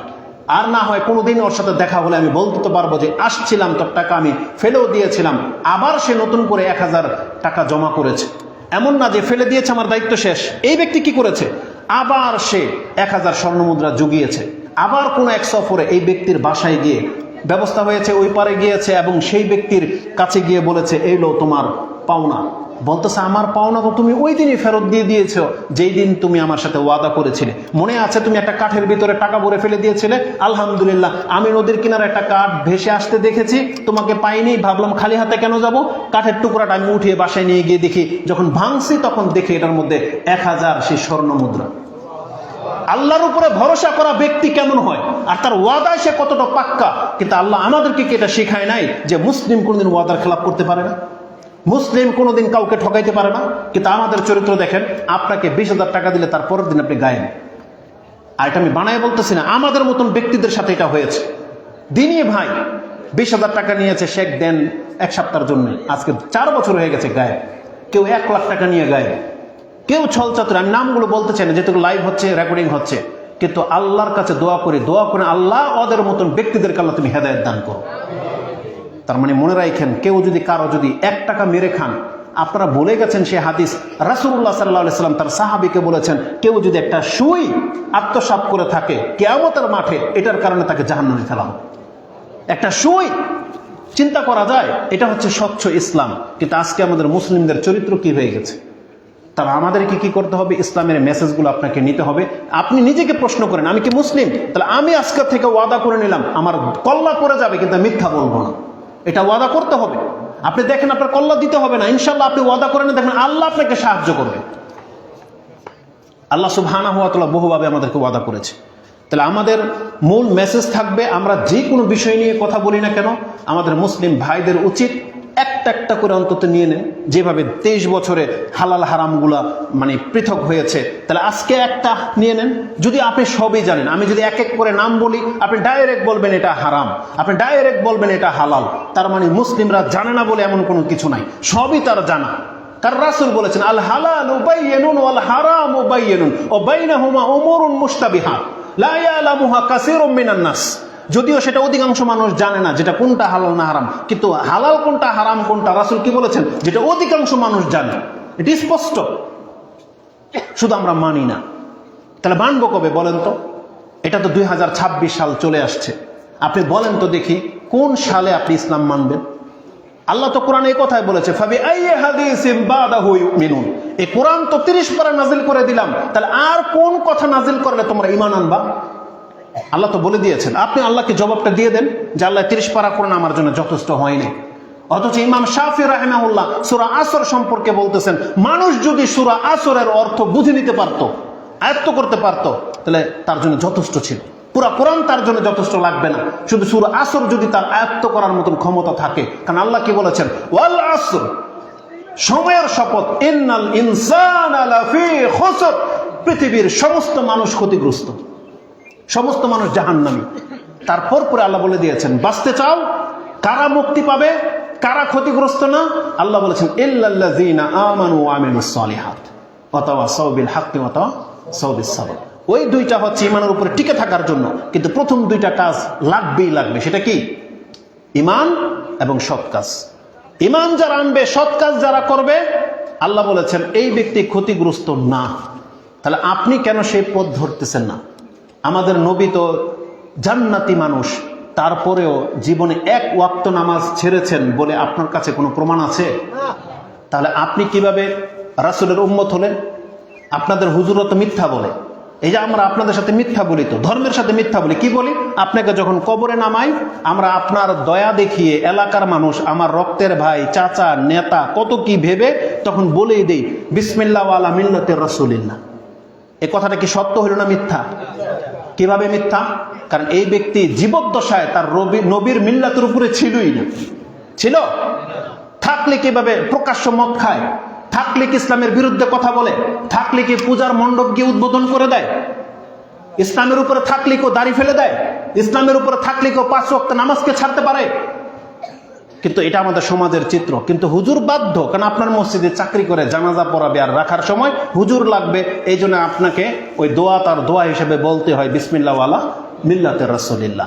আপনি তো বলে দিলেন আমি রাসূলের মিল্লাতের উপরে কবর রাখলাম, এখন আল্লাহকে এটা গ্রহণ করবে গ্যারান্টি আপনার কাছে আছে? না, কারণ আল্লাহ বলে দিয়েছেন।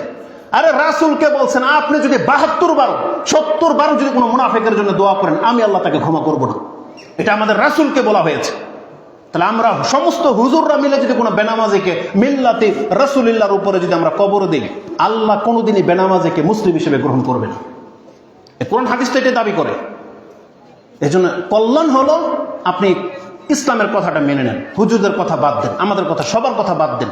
কিন্তু আপনার ঘরে কোরআন আছে, আপনি কোরআনটা পড়া শিখেন, আপনার রাসূলের হাদিস শিখেন এবং আপনি সেখান থেকে উপদেশ নেন। কারণ আল্লাহ সুবহানাহু ওয়া তাআলা বলেছেন, ফাযাক্কির, এটা আগে বলেছে সে আয়াত, এবং আল্লাহ বলেছেন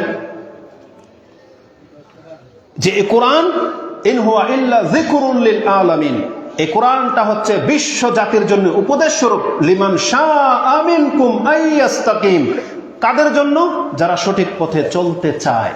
এই জন্য আজকে যারা চেয়েছেন দাঁড়িয়ে রাখতে পেরেছেন, যারা চেয়েছেন আজ পর্যন্ত হারাম স্পর্শ করেন নাই, যারা চেয়েছেন তাদের নামাজ ছুটে না। এই জন্য আমি আমাদের মুসলিম ভাই সবাইকে বলতে চাই, দেখেন ওয়াজ মাহফিলের এটাই ডিমান্ড।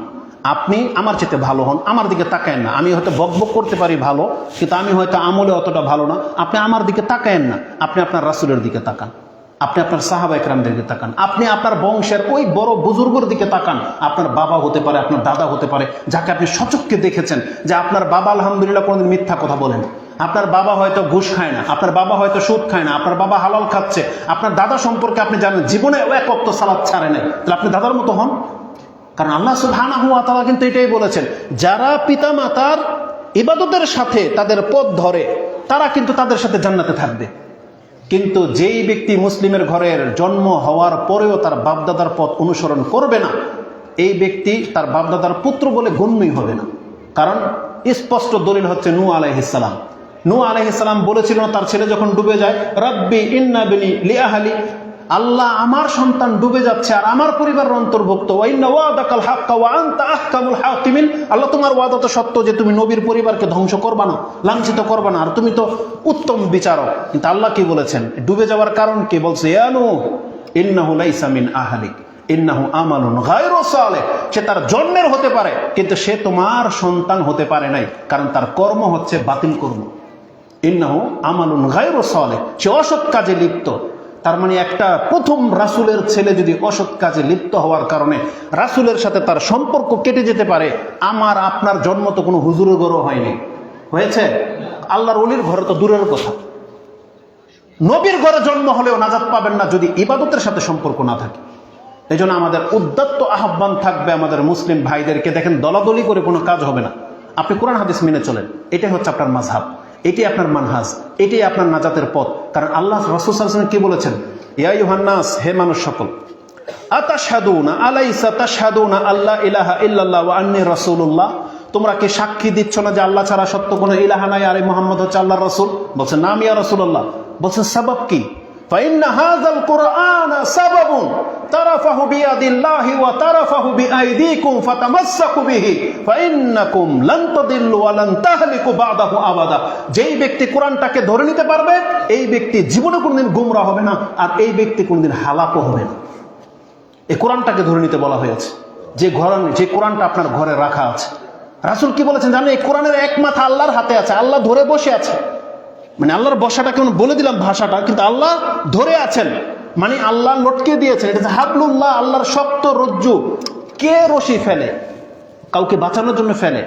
আপনারা আমরা সবাই ডুবে যাচ্ছি, আল্লাহ উপর থেকে দয়া করে রশি ফেলেছে যে বান্দা বাঁচতে চাও আমার রশিটা ধরো, আমি তোমাকে টেনে জান্নাতের দিকে নিয়ে আসবো। এটা হচ্ছে সেই কোরআন। এই কোরআন যারা ছেড়ে দিয়েছেন আপনি বিপথে চালিত হয়েছেন। এই জন্য কোরআনের দিকে ফিরে আসেন। কোরআন শিখতে হলে মাদ্রাসায় ভর্তি হতে হবে এমনটা না, বরং আপনি যে কোনো অবস্থাতে চাইলে কোরআন চাইলে আপনি শিখতে পারেন, কোরআন চাইলে আপনি মানতে পারেন। আর এটার জন্য কোনো ট্যাক্স লাগে না, এটার জন্য কোনো নীতি নাই। আল্লাহ বলেছেন প্রত্যেকটা মুসলিমের জন্য এই কোরআন হচ্ছে আল্লাহ সুবহানাহু ওয়া তাআলার পক্ষ থেকে রহমত, শিফা। আল্লাহ বলে দিয়েছেন কোরআনে, আয়াতগুলো আপনি পেয়ে যাবেন। এই জন্য আমাদের দাওয়াত থাকবে, আপনি যে কোনো বক্তব্যই শোনেন না কেন আপনি ইসলামের পথে চলার চেষ্টা করেন। এটা তো আপনার নাজাত, এটা আমাদের কোনো লাভ ক্ষতি কিছুই নাই। যা লাভ হবে যদি আমার কথায় হেদায়েত পান, তাহলে আল্লাহ আমাকেও নেকি দেবে, যে নেকিগুলো আপনাকেও দিবে তার আল্লাহ আমাকে আল্লাহর পক্ষ থেকে দিবে, আপনার থেকে কেটে দিবে না। এটা হচ্ছে আমার লাভ। বা আমি আল্লাহর কাছে বলতে পারবো যে আল্লাহ আমি তোমার দিকে মানুষকে ডেকেছিলাম, আমি কোনো খাজা বাবার দিকে কোনোদিন কাউকে ডাকি নাই, আমি কোনো পাগলার দিকে কাউকে ডাকি নাই। আমি বলেছি মানুষকে আল্লাহ তুমি আল্লাহর ইবাদত করো, যেটা নবীরা বলতো এটা আমাদের দাওয়াত। নবীরা বলতে ইন্নাল্লাহা রাব্বি ওয়া রাব্বুকুম ফা'বুদুহু হাযা সিরাতুম মুস্তাকিম। নবী বলেছিল যে আমার এবং তোমাদের রব হচ্ছেন আল্লাহ। এটা আমরাও বলতেছি, আমার এবং আপনাদের রব হচ্ছে কে? আল্লাহ। আল্লাহর ইবাদত করতে হবে, কোনো পাগলার পা ধরে কিন্তু নাজাত পাওয়া যাবে না। এজন্য আল্লাহর রাস্তা হচ্ছে ইসলাম। আল্লাহর রাস্তা কি? ইসলাম। ইসলাম মানে 5 ওয়াক্ত সালাত, রমজান মাস আসলে সিয়াম, টাকা হয়ে গেছে যাকাত, টাকা হয়ে গেছে সামর্থ্য আছে হজ, এই না পিতামাতা বেঁচে আছে তাদের খেদমত। এটাই হচ্ছে আমাদের নাজাতের পথ। আর যদি কোনোদিন আল্লাহ সুবহানাহু ওয়া তাআলা সুযোগ করে দেয় যদি জিহাদে নামতে হয়, তখন আমরা মুসলিমরা জিহাদ করব ইনশাআল্লাহ। কিন্তু তার আগ মুহূর্ত পর্যন্ত যেটা আল্লাহ আমাদেরকে নিরাপত্তায় রেখেছেন, আমাদেরকে ইসলামটাকে আঁকড়ে ধরতে হবে। এই জন্য আমি কয়েক মিনিটের মধ্যে আমাকে যে বিষয় দেওয়া হয়েছে আমি সেই সম্পর্কে কয়েকটা কথা বলি। কোরআনে আল্লাহ সুবহানাহু ওয়া তাআলা হক সম্পর্কে বহু কথা বলেছেন। আজকে তো আমাদেরকে বলা হয়েছে পিতামাতার হক নিয়ে কথা বলতে। আমাকে বলা হয়েছে স্বামী স্ত্রীর হক বা সমাজের প্রতিবেশীর হক নিয়ে কথা বলতে। আরে এগুলো রাখেন না, এর চাইতো তুচ্ছ বিষয় নিয়ে ইসলাম কথা বলেছে, পশু পাখির হক। বুঝেন, আল্লাহ সুবহানাহু ওয়া তাআলা পশু পাখির হক নিয়ে কথা বলেছে। রাসূলুল্লাহ সাল্লাল্লাহু আলাইহি সাল্লাম পশুর সাথে ইনসাফ করা শিখিয়েছে। তাহলে যেই ইসলাম আমাদেরকে একটা প্রাণী পশুর সাথে ইনসাফ করা শেখায়, সেই ইসলাম আপনার বাপমার ব্যাপারে কতটা সতর্ক, আপনার আত্মীয় স্বজনের ব্যাপারে কতটা সতর্ক, একটা মুসলিমের ব্যাপারে কতটা সতর্ক। রাসূলুল্লাহ সাল্লাল্লাহু আলাইহি ওয়াসাল্লাম বলেছেন, মান হামালা আলাইনা সিলাহ ফালাইসা মিন্না, যেই ব্যক্তি আমাদের দিকে অস্ত্রের তাক করবে, যদি কেউ আপনি কয় না তোর দিমু, এই যে আপনি কিছু একটা লইলেন যে তোর পাইলে, এটা বলেন না অনেক সময়, আপনি রাসূলের উম্মত হওয়া থেকে মাহরুম হয়ে যেতে পারেন। জানেন, আপনি একটা মুসলিমকে বলেছেন, একটা অস্ত্র, একটা তলোয়ার নিয়েছেন, একটা বল্লম নিয়েছেন, অথবা একটা পিস্তল, রিভলভার, একটা দা নিয়েছেন, আর বলছেন তোকে আমি পাইলে, এই যে হাত উঁচা করেছেন, রাসূল বলেছেন মান হামালা আলাইনা সিলাহ, যেই ব্যক্তি আমাদের উপরে অস্ত্র তুলবে ফালাইসা মিন্না, সে আমাদের দলের অন্তর্ভুক্ত না। তাহলে আজকে যেই ধর্ম আমাদেরকে এটা শেখায় যে কোনো মুসলিমের দিকে আঙ্গুল তোলা যাবে না, এটা যেই ধর্ম আমাদেরকে শেখায়, সেই ধর্মের অনুসারী হয়ে আজকে মুসলিমকে সম্মান করি না, মুসলিমকে গালি দেই, মুসলিমের সম্পত্তি চুরি করি, মুসলিমকে পারলে আমরা হত্যা করে দিচ্ছি, রক্ত ঝরাচ্ছি। তাহলে আমরা কোন ইসলাম পালন করি? আপনি তো স্বেচ্ছাচারিতার ধর্ম পালন করেন। এই রাষ্ট্র দখল করার, এই গদিকে দখল করার জন্য কত প্রাণ যে নষ্ট হয়, কত মানুষের ঘর বাড়ি জ্বালিয়ে দেওয়া হচ্ছে, কত গাড়ি যানবাহন ফ্যাক্টরি জ্বালিয়ে দেওয়া হচ্ছে। আপনি জানেন এটা কেন করে? অনেকটা দুষ্ট চক্র শয়তানেরা এটা করে, দাঙ্গা লাগিয়ে দেওয়ার জন্য, ফাসাদ সৃষ্টি করার জন্য। এটা মস্ত বড় একটা অপরাধ। আল্লাহ সুবহানাহু ওয়া তাআলা বলেছেন, ওয়ালা তুবগিল আরদি ফাসাদা, আল্লাহর জমিনের মধ্যে তুমি ফাসাদ তলব করো না, ফাসাদ সৃষ্টি করার চেষ্টা করো না। এটা মারাত্মক অপরাধ আল্লাহ সুবহানাহু ওয়া তাআলার কাছে। যে কারণে আল্লাহ সুবহানাহু ওয়া তাআলা ফেরাউনকে এমন শাস্তি দিয়েছে এবং কিয়ামত পর্যন্ত ওকে কবরের শাস্তি দিতেই থাকবে। ফেরাউন সম্পর্কে এমন কথা বলেছে আর কারো সম্পর্কে এতটা বলা হয়নি। কাফেরদের মধ্যে ফেরাউনকে বলেছে সকাল সন্ধ্যায় ওকে আগুনের সামনে পেশ করা হয়। কেন? কারণ ও ছিল ফাসাদকারী, সবচেয়ে বড় ফাসাদকারী ছিল ফেরাউন। এই জন্য আল্লাহ এটা পছন্দ করেন না। এই জন্য মুসলিম হিসাবে আমাদেরকে বলতে হবে, আপনার লাখ টাকা ক্ষতি করে ফেলেছে, আপনি একটু ধৈর্য ধারণ করেন। একটা আয়াত জানেন আমার অন্তরটাকে একবার ঠান্ডা করে দিয়ে, আমাদের সাথে যারা বেয়াদবি করে, আমাদের টাকা নিয়ে যারা দেয় না, তাদের সম্পর্কে আমি অনেক কিছু ভাবতাম, কিন্তু একটা আয়াত আল্লাহ সুবহানাহু ওয়া তাআলার উপরে ছেড়ে দিয়েছি, যারা আমাদের সাথে গাদ্দারি করে, যারা আমাদের টাকা মেরে দিয়েছে, তাদেরকে আল্লাহ সুবহানাহু ওয়া তাআলা দেখে নেবে। জানেন আপনাকে আল্লাহ সুবহানাহু ওয়া তাআলা এই যে আপনার হাতকে বাঁচানোর জন্য, আপনার জবানকে বাঁচানোর জন্য আল্লাহ কি বলেছেন? আপনি পড়েন সূরা ইব্রাহিম। সূরা ইব্রাহিম হচ্ছে 14 নম্বর সূরা। চলে যান আপনি তার 42 নম্বর আয়াতে। তাতে আল্লাহ সুবহানাহু ওয়া তাআলা বলেছেন, ওয়ালা তাহসাবান্নাল্লাহা গাফিলান আম্মা ইয়ামালুজ জালিমিন। আল্লাহ সুবহানাহু ওয়া তাআলা বলেছেন, ওয়ালা তাহসাবান্নাল্লাহা গাফিলান আম্মা ইয়ামালুজ জালিমুন। হে মুসলিমরা, রাসূলকে বলা হয়েছে এবং মুসলিমদেরকে বলা হয়েছে, তোমরা এটা ভাইবো না যে যারা তোমাদের উপরে জুলুম করে আল্লাহ এই জালেমদেরকে দেখেন না, এটা তুমি ভাইবো না। আল্লাহ তাদের সম্পর্কে বেখবর, এটা তুমি ভাইবো না। বরং আল্লাহ সুবহানাহু ওয়া তাআলা বলতেছেন, তুমি সৎ হওয়া সত্ত্বেও আজকে তোমার উপরে জুলুম করা হচ্ছে, জালেমরা টিকে কেন আছে? আল্লাহ বলছে তোমাকে আমি বলতেছি কারণটা কি। আল্লাহ সুবহানাহু ওয়া তাআলা বলতেছেন, ইন্নামা ইউআখিরুহুম লিয়াউমিন তাশখাসু ফীহিল আবসার। আমি তাকে সেই দিন পর্যন্ত অবকাশ দেব যেই দিন সে আমার সামনে আসবে, যখন দেখবে তার সমস্ত নেকিগুলো আমি তোমাকে দিয়ে দিয়েছি, তোমার পাপগুলো যখন ওর উপরে চাপাই দেব, ও যখন সরাসরি জাহান্নামে পতিত হবে, এই দিন ওর চক্ষু থেমে যাবে যে হায় রে, আমি দুনিয়াতে কি করে আসলাম, আমি কেন ওর উপরে জুলুম করেছিলাম, আমি কেন ওকে থাপ্পড় মেরেছিলাম, আমি কেন টাকা খেয়ে ফেলেছিলাম। সেই ব্যক্তি বলতেছে যে, আল্লাহ বলতেছে সেই দিন ওর চক্ষু স্থির হয়ে যাবে, ওর কোনো মুখের ভাষা থাকবে না যে আমি কত বড় জুলুম করে আসছি। আল্লাহ বলছে সেই দিন পর্যন্ত অপেক্ষা করো। এই জন্য প্রত্যেকটা জালেম যেন এটা না ভাবে যে সে জুলুম করে টিকে গেছে, আল্লাহ হয়তো তাকে দেখে না বা ছেড়ে দেবে, কিন্তু আল্লাহ বলেছেন না, আমি তাকে ছাড় দেব আমার কাছে আসা পর্যন্ত, আর তার সাথে যেটা ঘটা হবে তার চক্ষু স্থির হয়ে যাবে, আল্লাহ সুবহানাহু ওয়া তাআলা বলেছেন। এই জন্য ভাববেন না যে আপনার উপর জুলুম করে তারা টিকে গেছে, না, আপনি ধৈর্য ধারণ করেন। আপনি মুসলিমের যে কোনো ব্যক্তির প্রতিশোধটা নিয়েন না, আপনি থামেন না কিছুক্ষণ, দেখেন না আল্লাহকে কি করে। আজকে আমাদের সমাজের পুরো চিত্রটা আপনি দেখেন না, কার সাথে আল্লাহ কি করতেছে। তারপর কেন আমাদের শিক্ষা হয় না? মুসলিমদের নিদর্শন তো হচ্ছে কোনো একটা ঘটনা দেখলে ইমান বেড়ে যায়। যেমন ইব্রাহিম আলাইহিস সালাম কি বলেছিল, আল্লাহ আরিনি কাইফা তুহিয়াল মাউতা, আল্লাহ তুমি আমাকে দেখাও তো কিভাবে তুমি মৃত্যুকে জীবিত করো। বলছে আওয়ালা তুমিন, তুমি কি ইমান আনো? বলছে কালু বালা ওয়ালাকিন লিয়াতমাইন্না কলবি, আল্লাহ আমার অন্তরের প্রশান্তির জন্য আমি দেখতে চাচ্ছি। তার মানে কি, যখন কারো সামনে নিদর্শন চলে আসে তার প্রশান্তি হয়ে যায়, আমি যে হক এটা তার অন্তর গেঁথে যায়। তাহলে আজকে বাংলার জমিনে এত নিদর্শন দেখার পরেও কেন আজকে আমাদের ইমান জাগে না? কেন জাগে না? কেন আপনি আল্লাহর প্রতি ভরসাবান হন না?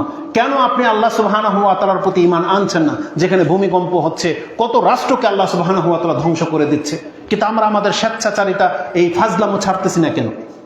না, আমাদেরকে আল্লাহ সুবহানাহু ওয়া তাআলার দিকে ফিরে আসতে হবে। তো আল্লাহ সুবহানাহু ওয়া তাআলা সবকিছুর হক নিয়ে কথা বলেছেন। তাহলে যেহেতু আমাদেরকে বলেছে আমাদের পিতামাতা, স্ত্রী, আত্মীয় স্বজন এদের হক নিয়ে কিছু বলতে, আমি শুধু কয়েকটা কথা আপনাকে বলবো। মূল আলোচনা আমরা অন্যদিকে করে ফেলেছি। শুধু আমি আপনাদেরকে রিয়েলাইজ করাইতে চাচ্ছি, আপনি মুসলিম হয়ে গেলে এই ওয়াজের কোনো দরকার পড়বে না। আপনি যদি একজন মুসলিম হন তাহলে আপনি জানবেন আপনার রবের হক কি।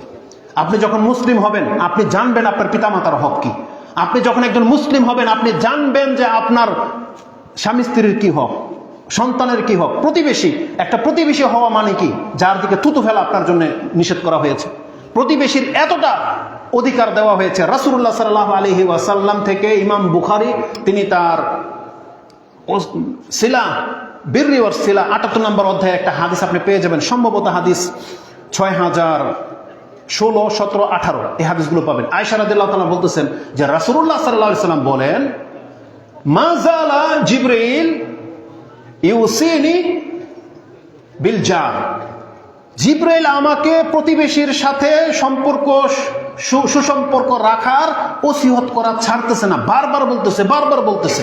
হাত্তা জানান্তু, আমার কেন যেন মনে হচ্ছে যে আমার সম্পদের ওয়ারিস বানিয়ে দেওয়া হবে। তার মানে আপনার সম্পত্তির যেমন সন্তানরা ভাগ পায়, মানে এত গভীরভাবে প্রতিবেশীর দিকে খেয়াল রাখতে বলা হয়েছে, মনে হচ্ছে যে আল্লাহ হয়তো প্রতিবেশীকে আপনার সম্পদের ভাগ দিয়েই দিবে। এইভাবে রাসূলুল্লাহ সাল্লাল্লাহু আলাইহি সাল্লামকে তালকিন করা হয়েছে। তাহলে একজন মুসলিম যদি জানতো যে প্রতিবেশী মানিটা কি, এটা প্রতিবেশী, এটা ভালো প্রতিবেশী হলে এটা নিয়ামতটা কি, এটা যদি মুসলিমরা জানতো, কোনোদিন তার আত্মীয় স্বজন প্রতিবেশীর সাথে খারাপ আচরণ করতো না। আজকে কয়টা টাকার মালিক হয়ে গেলে আপনি আপনার কাছের বন্ধুকে চিনেন না, আপনার খালা ফুফুকে চিনেন না, আপনার শ্বশুর বাড়ির পয়সাওয়ালা হয়ে গেছে বিদায় আপনার খালাকে খালা বলে পরিচয় দিতে আপনার লজ্জা লাগে। এটা মুসলমানদের চরিত্র হইতে পারে না। বরং খালার মর্যাদা কি জানেন? একজন ব্যক্তি রাসূল সাল্লাল্লাহু আলাইহি ওয়াসাল্লামের কাছে এসে বলতেছে, ইয়া রাসূলুল্লাহ তাহহিরনি ইন্নী জালামতু বাআউ, সে আমি বড় একটা আজনাবতু, বড় পাপ করে ফেলেছে, বলছে আমাকে পবিত্র করেন ইয়া রাসূলুল্লাহ। বলছে হাল আলাইকা উম্মুন, তোমার কি মা আছে? বলছে লা। বলছে খালাতুন, তোমার কি খালা আছে? বলছে না। বলছে সিলিহা ইযান, তোমার মা বেঁচে নাই? বলছে না। তো তোমার খালা আছে? বলছে আছে।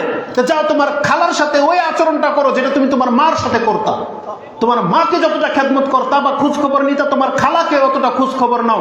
ইযান, যদি এটা করতে পারো তোমার এই পাপ মাফ হয়ে যাবে। বুঝেন? আজকে সেই খালাকে আমরা চিনি না কেন? সেই খালা আপনাকে তো এক গ্লাস পানিও দিতে পারে না। সেই জন্য পাগলের মতো গরিব অভাবী, সে আসলে আপনাকে ধরলে কেমন যেন আপনার স্ট্যাটাসে লাগে, অথচ সে মার মর্যাদায় আছে। জানেন এটা? মার মর্যাদায় আছে। তাহলে আমরা বলি অনেক সময়, কিন্তু কথা মেনটেন করা বা পালন করা খুব কঠিন। কিন্তু যারা পারেন, আপনি সৌভাগ্যবান ব্যক্তি। যার অন্তরটা এমন যে তার মামা, চাচা, খালা, ফুফুর সাথে ভালো আচরণ করেন, আপনার অন্তরটা অনেক ভালো। আপনি কোনোদিন লাঞ্ছিত হবেন না ইনশাআল্লাহুল আজিজ। ইনশাআল্লাহ আপনি কোনোদিন লাঞ্ছিত হবেন না, কারণ এটা এমন একটা গুণ রাসূলুল্লাহ সাল্লাল্লাহু আলাইহি সাল্লামের মধ্যে এটা ছিল। খাদিজা রাদিয়াল্লাহু তাআলা আনহা যখন রাসূলুল্লাহ সাল্লাল্লাহু আলাইহি সাল্লাম অনেক ভয় পেয়েছেন জিবরাইল আলাইহিস সালামকে দেখে, বলতেছে জাম্মিলুনি ইন্নী খাশিতু আলা নাফসি, আমাকে চাদর আবৃত করো, আমার তো ভয় হচ্ছে, আমি তো মনে হয় শেষ হয়ে যাব। তখন খাদিজা রাদিয়াল্লাহু তাআলা আনহা তিনি সচ্চরিত্রের গুণগুলো বুঝতেন। তিনি বলতেছেন ওয়াল্লাহি কাল্লা, কখনো হতে পারে না, আল্লাহর কসম করে বলতেছি, ইন্নাকা লা তাসিলুর রাহিম, আপনি তো আত্মীয়তার সম্পর্ককে রক্ষা করে চলেন। আপনার মতন ব্যক্তি হালাক কিভাবে হয়? আপনার মতন ব্যক্তি যে আত্মীয় স্বজনের সম্পর্ক বজায় রেখে চলে, আপনার মতন ব্যক্তিকে আল্লাহ হালাক করে দেবে, কখনো হতে পারে না এটা। তার মানে বোঝা যাচ্ছে আত্মীয়তার সম্পর্ক রক্ষা করে চললে আপনি কোনোদিন হালাক হবে না। কোনো শত্রু তার শত্রু আপনাকে কোনোদিন ক্ষতি করতে পারবে না। এই জন্য রক্তের সম্পর্কগুলোকে খুব গাঢ়ভাবে ধরার চেষ্টা করেন। আমি ছিন্ন ভিন্ন কয়েকটা কথা বলতেছি আপনাকে। জাহান্নামের উপরে যে পুল দেওয়া হবে না, বলা হয়তো জাহান্নামের পুল, বলছে যে আবু যার রাদিয়াল্লাহু তাআলা তিনি বলছেন যে আমাদের কাছে খবর পৌঁছেছে যে আদাক্কু মিনাশ শার ওয়া আহাদ্দু মিনাস সাইফ, সে পুলটা হবে চুলের চাইতে চিকন এবং তরোয়ালের চাইতেও, ব্লেডের চাইতে অনেক ধারালো। এটা কিন্তু রাসূল সাল্লাল্লাহু কথা না, এটা সাহাবী আবু যার রাদিয়াল্লাহু তাআলা বলেছেন যে আমাদের কাছে খবরটা এসেছে যে জাহান্নামের পুলটা এরকম হবে। সেই পুলের চারদিকে থাকবে কালালিম, হাসাকুন, শাউকা, মিসলে শাউকা, রাসূল সাল্লাল্লাহু বলেছেন। সেখানে থাকবে হুক, যেটা যে পাটের গাইড, যে গাইড দিয়ে তোলে না উপরে, এটাকে কি বলেন আপনারা? হুক, মানে আংটা, বুঝছেন? ইংলিশে তো বলা হয় হুক। তো অনেক বড় হবে, গায়রা ইজামিহা, রাসূল সাল্লাল্লাহু বলেছেন এটা কেউ জানে এটা মারাত্মক কত বড় আর কত ধারালো হবে। এটা কাদের পক্ষ থেকে? চাবুক থাকবে, কারেন্ট থাকবে। কাদের পক্ষ থেকে? একদিকে থাকবে আমানত, একদিকে থাকবে এই রেহেমের সম্পর্ক। তার মানে যারা পিতামাতার সাথে সম্পর্ক ছিন্ন করেছে, ভাই বোনদের সাথে সম্পর্ক ছিন্ন করেছে, খালা ফুফুর সাথে সম্পর্ক ছিন্ন করেছে, তাদের এক একটা হুক হবে, হুক। এই আপনি যেমনি জাহান্নামের পুল পাড়ি দিতে চাইবেন, এই হুক আপনাকে টেনে জাহান্নামের দিকে ফেলে দেবে। আমানতের খেয়ানত যারা করেছেন, এই আমানতের চাবুক আপনাকে পেঁচিয়ে টান্না নিচে ফেলে দিবে। আর নিচে কি আছে? নিচে জাহান্নাম। এই জন্য বাঁচার চেষ্টা করেন, এই আমানতকে রক্ষা করেন, আত্মীয়তার সম্পর্কে রক্ষা করেন, তাহলে এরা আপনার দিকে হাত বাড়াবে না। কিয়ামতের মাঠে আপনার দিকে হাত বাড়াবে না। আপনার দুইটা বিপদ মুক্ত, এবার আপনি আগে বাড়তে পারবেন। এই জন্য কথাগুলোকে মূল্যায়ন করার চেষ্টা করেন। কোরআনে আল্লাহ সুবহানাহু ওয়া তাআলা সবচেয়ে বেশি হকের ব্যাপারে গুরুত্ব দিয়েছেন। আর বাপমার সাথে ইনসাফ করা, প্রতিবেশীর সাথে ইনসাফ করা, এটার গুরুত্ব কত জানেন? এটা আল্লাহ নিজের সাথে উল্লেখ করেছেন। মানে যেখানে আল্লাহর হক, তারপর পরে আল্লাহ পিতামাতা, আত্মীয় স্বজন, এতিম, মিসকিন, এদের কথা উল্লেখ করেছেন। যার একটা আয়াত আমি আপনাকে প্রথমেই উল্লেখ করেছি, যেটা সূরা নিসা 4 নম্বর সূরার 36 নম্বর আয়াতে আছে। আল্লাহ সুবহানাহু ওয়া তাআলা বলেছেন, ওয়াবুদুল্লাহা ওয়া লা তুশরিকু বিহি শাইআ, তোমরা আল্লাহর ইবাদত করো এবং আল্লাহর সাথে কারো শরীক করবে না। এটা কার হক? এটা আল্লাহর হক। মানে আপনি আল্লাহর ইবাদত করবেন, এটা কার হক? এটা আল্লাহর হক।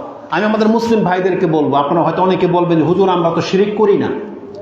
আপনি শিরিক করেন না, আমি যদি মেনে নেই, তাহলে আপনি দ্বিতীয়টার মধ্যে আছেন। তার আগেটা কি? ওয়াবুদুল্লাহ, তুমি আল্লাহর ইবাদত করো। তার মানে প্রথম আদেশ হলো তুমি আল্লাহর ইবাদত করো। দ্বিতীয় আদেশ হচ্ছে নিষেধ, মানে এটা নেগেটিভ, যে আল্লাহর সাথে শিরিক কইরো না।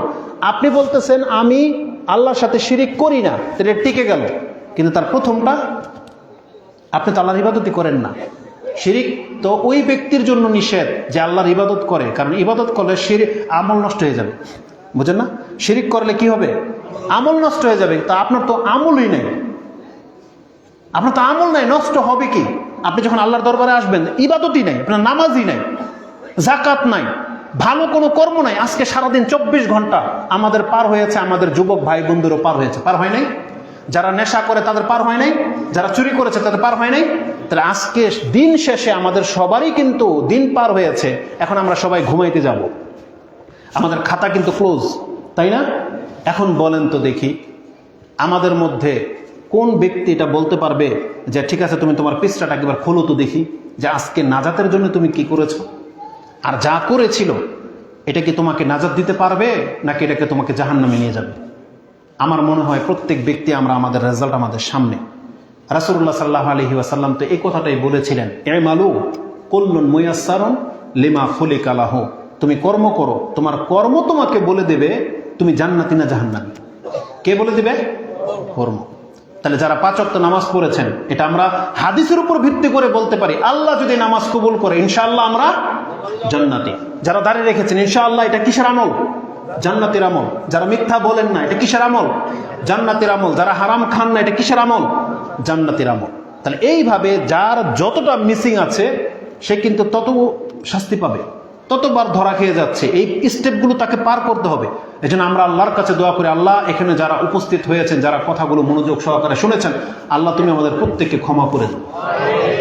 আল্লাহ আমাদেরকে ইসলামের বিধানগুলো মেনে চলার তৌফিক দাও। আল্লাহ তুমি আমাদেরকে শক্তি দাও, যাতে সত্যি আমরা তোমার বান্দা হতে পারি। আল্লাহর কাছে তৌফিক কামনা করতে হবে, কিন্তু আপনি জানেন, আপনি যদি তৌফিক কামনা না করেন না, আল্লাহ আপনাকে দেবে না। আপনাকে জানানো হয়েছে এগুলো ভালো কাজ, এগুলো মন্দ কাজ, কিন্তু আপনি আল্লাহর কাছে চাচ্ছেন না। এটা আপনাদের বড় ত্রুটি। আমাদের মধ্যে অনেক ভালো মানুষ আছেন, আপনি ভালো হইতে চান কিন্তু হইতে পারতেছেন না। কেন? আপনার সে শক্তিটা নাই। এজন্য আপনি প্রতিদিন আল্লাহর কাছে চাইবেন, সকাল বিকাল চাইবেন, নামাজের প্রত্যেক নামাজের পরে, সালাম ফিরানোর আগে এবং সালাম ফিরানোর পরে চাইবেন। কি চাইবেন জানেন? মুআজ বিন জাবালকে রাসূলুল্লাহ সাল্লাল্লাহু আলাইহি ওয়াসাল্লাম বলেছেন, ইয়া মুআজ ইন্নী উহিব্বুকা ইয়া মুআজ, হে মুআজ আমি তোমাকে অনেক ভালোবাসি, আমি তোমাকে ওসিয়ত করতেছি, লা তাদান্না লিকুল্লি সালাতিন তাকুল বা দুবুরি কুল্লি সালাতিন তাকুল, তুমি আওকামা কালা রাসূলুল্লাহ সাল্লাল্লাহু আলাইহি ওয়াসাল্লাম, যে তুমি নামাজের প্রত্যেক নামাজের শেষে এই কথা তুমি কখনো ছাড়বে না। কি? আল্লাহুম্মা আইন্নি আলা যিকরিকা ওয়া শুকরিকা ওয়া হুসনি ইবাদাতিকা, আল্লাহ তুমি আমাকে সাহায্য করো। কি চাচ্ছেন? আল্লাহ তুমি আমাকে সাহায্য করো। কিসের সাহায্য? আলা যিকরিকা, আমি যেন তোমার জিকিরকারী বান্দা হতে পারি, ওয়ালা শুকরিকা, আমি যেন তোমার শুকরগুজার বান্দা হতে পারি, ওয়ালা হুসনি ইবাদাতিকা, আমি যেন তোমার উত্তম বান্দাদের মধ্যে একজন হইতে পারি। তার মানে আল্লাহর কাছ থেকে সাহায্য চাইতে বলা হয়েছে। আপনি সাহায্য চান, ইনশাআল্লাহুল আজিজ আল্লাহ আপনাকে সাহায্য করবেন।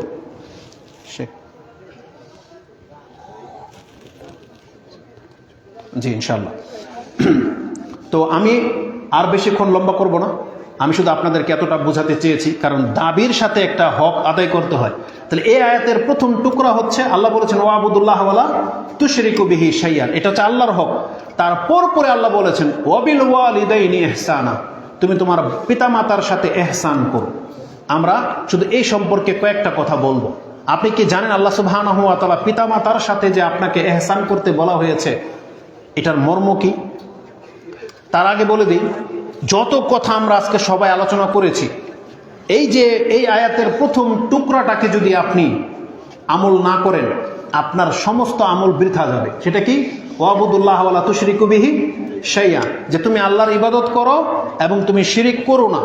এই গুণটা যার মধ্যে নাই, তাকে আপনি কোনো উপদেশ দিলেও কোনো কাজ হবে না, কোনো উপদেশ তার কোনো কাজ হবে না। কারণ এটা হচ্ছে মূল। যারা আল্লাহর ইবাদত করে এবং শিরিক করে না, এটা হচ্ছে নাজাতের মাপকাঠি, এটা হচ্ছে নাজাতের চাবি। কারণ রাসূলুল্লাহ সাল্লাল্লাহু আলাইহি সাল্লাম বলেছেন এটা হচ্ছে আল্লাহর হক। আর যেই ব্যক্তি আল্লাহর হকটাকে আগে প্রতিষ্ঠিত করবে, তার সাথে আল্লাহ কি করবেন সেটা শুনেন। ইমাম মুসলিম এই হাদিস তার ইমানের অধ্যায়ে সম্ভবত 49 নম্বর, এবং ইমাম বুখারী হাদিসটাকে তার কিতাবের মধ্যে এনেছেন, যেটা আপনি 6500 পেয়ে যাবেন। মুআজ বিন জাবাল তিনি বলছেন কুনতু রাদিফুন নবী সাল্লাল্লাহু আলাইহি ওয়াসাল্লাম আলা হিমারিন ফাকালা লি, আমি রাসূলুল্লাহ সাল্লাল্লাহু আলাইহি ওয়াসাল্লামের পেছনে, গাধার পেছনে, তার পেছনে বসেছিলাম। যেভাবে মোটরসাইকেলে এক বন্ধু আরেক বন্ধুর পেছনে বসে না, এভাবে আমি গাধার পেছনে রাসূল সাল্লামের সাথে ছিলাম। আমার আর তার দেহের মাঝখানে কিছু ছিল না। তার মানে আমার গাটা রাসূল সাল্লামের মুবারক দেহের সাথে লেগেছিল। তিনি উৎফুল্ল হয়ে বলতেছেন, এই সৌভাগ্য তো আমাদের হয়নি। আল্লাহ আমাদেরকে যেন কিয়ামতের মাঠে আমাদের নবীর সাথে সাক্ষাৎ করার তৌফিক দান করেন, আমিন ইয়া রাব্বাল আলামিন। কতটা এক্সাইটেড তিনি যে আমি আমার নবীর সাথে। তখন বলতেছেন ইয়া মুআজ, বলছে লাব্বাইকা ওয়া সাদাইকা ইয়া রাসূলুল্লাহ, আমি প্রস্তুত। তিনি বলছেন আমি সজাগ আছি। কিছুক্ষণ পর আবার বলতেছেন ইয়া মুআজ, বলছে লাব্বাইকা ওয়া সাদাইকা ইয়া রাসূলুল্লাহ, আমি আপনার সাথে আছি, আমি অ্যালার্ট। তখন বলতেছে হাল তাদরি মা হাক্কুল্লাহি আলাল ইবাদ, তুমি কি জানো বান্দার উপর আল্লাহর হক কি? বলছে আল্লাহু ওয়া রাসূলুহু আলাম, এটা আল্লাহর তার রাসূলই ভালো জানে, আমি আকবারই কি বলবো? তখন বলছেন হাক্কুল্লাহি আলাল ইবাদ আইয়াবুদুহু ওয়া লা ইউশরিকু বিহি শাইআ, এটা হচ্ছে আল্লাহর হক যে বান্দা কেবল আল্লাহর ইবাদত করবে, আল্লাহর সাথে আর কাউকে শরীক করবে না। আপনি তো বলতেছেন হুজুর আমি তো ইবাদত করি, আচ্ছা নামাজ তো ইবাদত, আপনি মেনে নিলাম আপনি আল্লাহ ছাড়ার কারোর জন্য নামাজ পড়েন না, কিন্তু সেজদাটাও কিন্তু ইবাদত। এই সেজদা একটা পৃথক একটা ইবাদত, সেজদা আলাদা একটা নাম। এটাও কার জন্য করতে হবে? একমাত্র আল্লাহর জন্য। কোনো ব্যক্তিকে সেজদা করা জায়েজ নেই।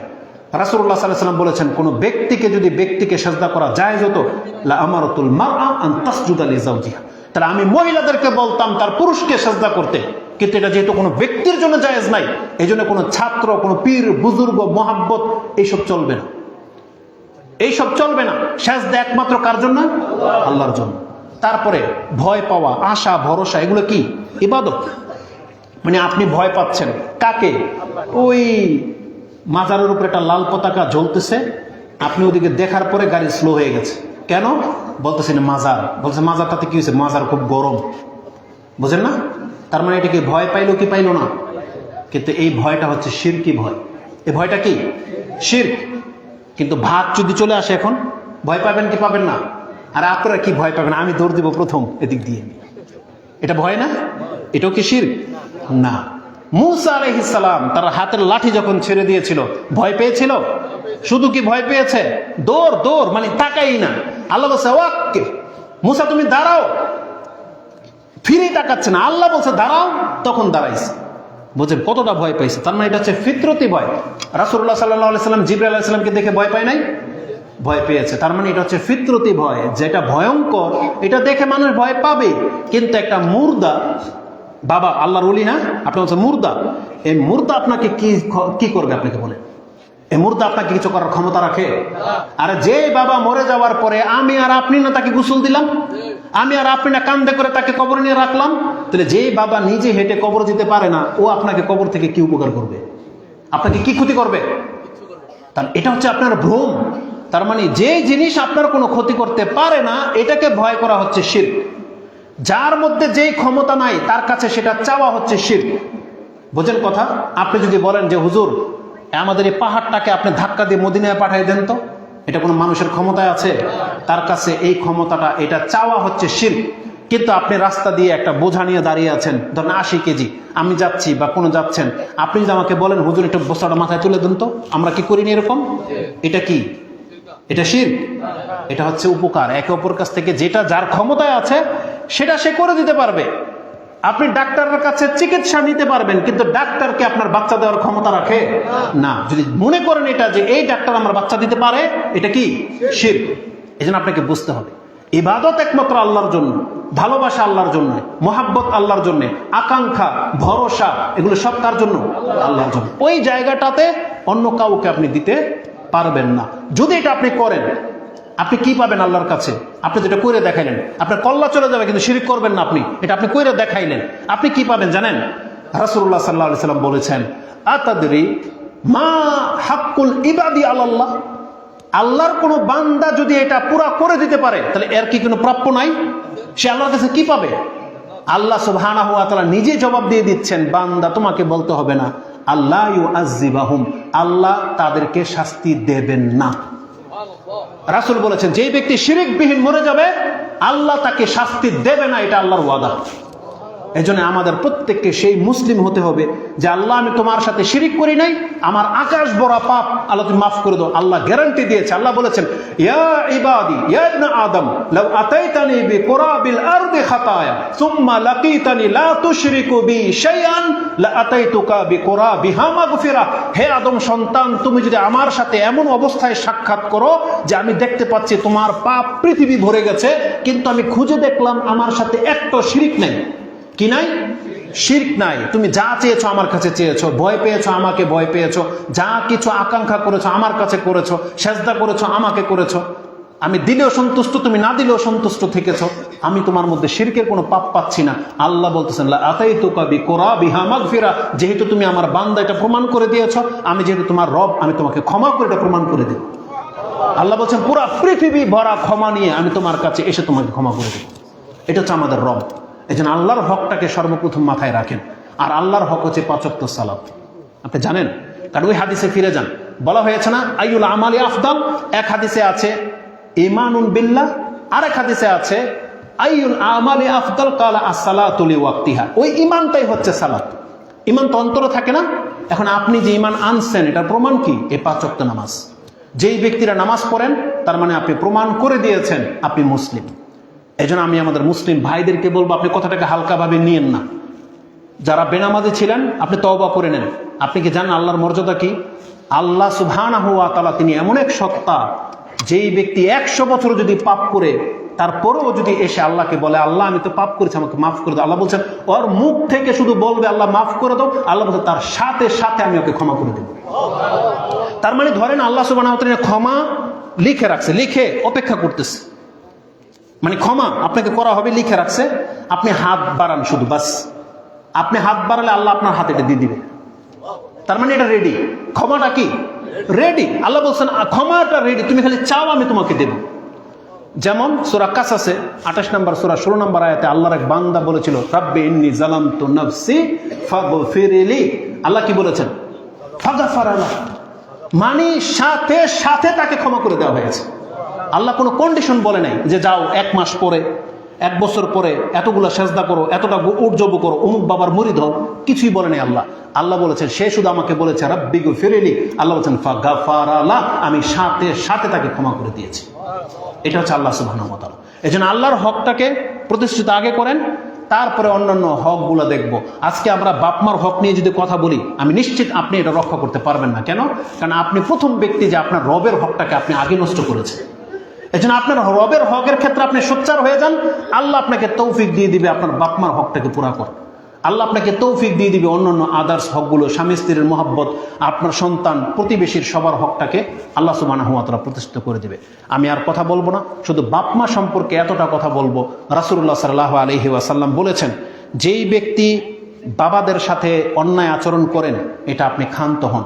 আমরা বহু টিভিতে দেখেছি ইয়ং বয়সের পোলাপানগুলো বৃদ্ধা বাবার গায়ে হাত তোলেন, আপনার একটু লজ্জা লাগে না? আরে যেখানে আল্লাহ সুবহানাহু ওয়া তাআলা বলেছেন ইম্মা ইয়াবলুগান্না ইনদাকুমুল কিবারা আহাদুহুমা আও কিলাহুমা ফালা তাকুল লাহুমা উফ, আল্লাহ বলেছেন উফ, তুমি উফ শব্দটা পর্যন্ত উচ্চারণ করো না। সেখানে একটা মুসলিম সন্তান তার রবের কথাকে উপেক্ষা করে তার বাবাকে গালি দিবে দূরের কথা, তার বাবাকে গায়ে হাত তুলবে দূরের কথা, ওর তো ওই জমিনের মধ্যে ফেরেশতা জিবরিল তোর গাড়ের মধ্যে পাড়া দিয়ে ওকে মাটির নিচে দাবিয়ে দেওয়ার কথা। এটা তো কোনো মুসলমানের সন্তান হতে পারে না যে তার বাবার গায়ে হাত তোলে। রাসূলুল্লাহ সাল্লাল্লাহু আলাইহি সাল্লাম বলেছেন, বাবার সন্তুষ্টির মধ্যে তার রবের সন্তুষ্টি, বাবার অসন্তুষ্টির মধ্যে তার রব অসন্তুষ্ট। তার মানে আপনি যদি আপনার বাবাকে অসন্তুষ্ট করে দেন, আপনি আপনার রবকে অসন্তুষ্ট করলেন। আপনি যদি আপনার বাবাকে সন্তুষ্ট করতে পারেন, আল্লাহ বলেছেন আমি তোমার উপরে সন্তুষ্ট হয়ে যাব। আর কি চান বলেন? এজন্য আল্লাহর কাছে আমরা ফরিয়াদ করে, আল্লাহ তুমি আমাদের এই পাপী বান্দাদেরকে আল্লাহ মাফ করে দাও। আমাদের পিতামাতা যাদের বেঁচে আছে, আল্লাহ তাদের উপর এহসান করার আমাদেরকে তৌফিক দান করুন। আপনি কি জানেন বাবার প্রতি মায়ের প্রতি এহসান কি? একটা কথা বলে দিই। এহসান হলো আপনি তাদের সাথে খুব নম্র ভাষায় কথা বলবেন। ওয়াখফিদ লাহুমা জানাহা যুল্লি মিনার রাহমা। এই আয়াতের তাফসীর কি আছেন? উরওয়া রাদিয়াল্লাহু রাহিমাহুল্লাহ কি বলেছেন? জুবাইর রাদিয়াল্লাহু তাআলা ছিল উরওয়া, তিনি বলতেছেন ওয়াখফিদ লাহুমা জানাহা যুল্লি মিনার রাহমা। এই যে আল্লাহ যে বলেছেন সন্তানকে যে তুমি তোমার রহমতের ডানাগুলা তোমার বাবা মায়ের উপরে ঢেলে দাও, এর মানে হলো বাবা মা যদি আপনার কাছে কোনো কিছু তলব করে, তাহলে তাদের এই তলবটাকে সামর্থ্য থাকলে আপনাকে পুরা করা উচিত। আপনি বলবেন না যে বাবা তোমার কি হয়েছে, আজকে ইলিশ মাছ কোত্থেকে পাবো, আজকে তোমার গরু খাইতে মন চাইলো, আজকে তোমার এখানে যেতে মন চায়, আজকে তোমার এটা দরকার, এটা আপনি বললেন না। আপনি কষ্ট হলেও আপনার বাবার এই ইচ্ছাটাকে পুরো করে দেন, কারণ আপনি জানেন না আপনার এই বাবা কালকে থাকবে কি থাকবে না। এটা আমি বললাম আমার খুব কষ্ট হয়, কেন জানেন? কারণ একটা সময় আমাদের অত টাকা পয়সা ছিল না। আমার আম্মা যখন অসুস্থ ছিল, ওষুধ এনে দিতাম, হয়তো অনেক দামি দামি ওষুধ ছিল, কষ্ট হতো। কিন্তু আজকে হয়তো লাখ টাকা আমরা লারি হাত ছাড়ি, কিন্তু আমার আম্মাকে কি আমি পারবো একটা ওষুধ কিনে দিতে? পারবো না। এটা আপনার সাথেও ঘটবে। আপনার কাছে টাকা তো আসবে, কিন্তু আপনার বাপ মা আপনার কাছে থাকবে। এই জন্য আমাদের প্রত্যেকটা মুসলিম সন্তানদেরকে বলবো, আপনি একদিন পিতামাতা হবে, তবে আজকে নিয়ামতকে যদি আপনি ঠুকরিয়ে দেন, আজকের নিয়ামতকে যদি আপনি কষ্ট দিয়ে দেন, এইটা কিয়ামত পর্যন্ত আপনি এর কষ্টটা উপলব্ধি করতে পারবেন না। এই জন্য আমরা আল্লাহর কাছে দোয়া করি, আল্লাহ আমাদের পিতামাতা যারা বেঁচে আছে তাদের সন্তানদেরকে এতটা শক্তি সামর্থ্য দাও যাতে তার বাপ মার কোনোদিন কষ্ট না হয়, এবং যারা মরে গেছে আল্লাহ আমাদের ফরিয়াদ তুমি কবুল করো, আমাদের পিতামাতাদেরকে আল্লাহ তুমি ক্ষমা করে দাও। আমিন ইয়া রাব্বাল আলামিন। সুবহানাকা আল্লাহুম্মা রাব্বানা বিহামদিকা আশহাদু আল্লা ইলাহা ইল্লা আনতা আস্তাগফিরুকা ওয়া আতুবু ইলাইক। আসসালামু আলাইকুম ওয়া রাহমাতুল্লাহি ওয়া বারাকাতুহু।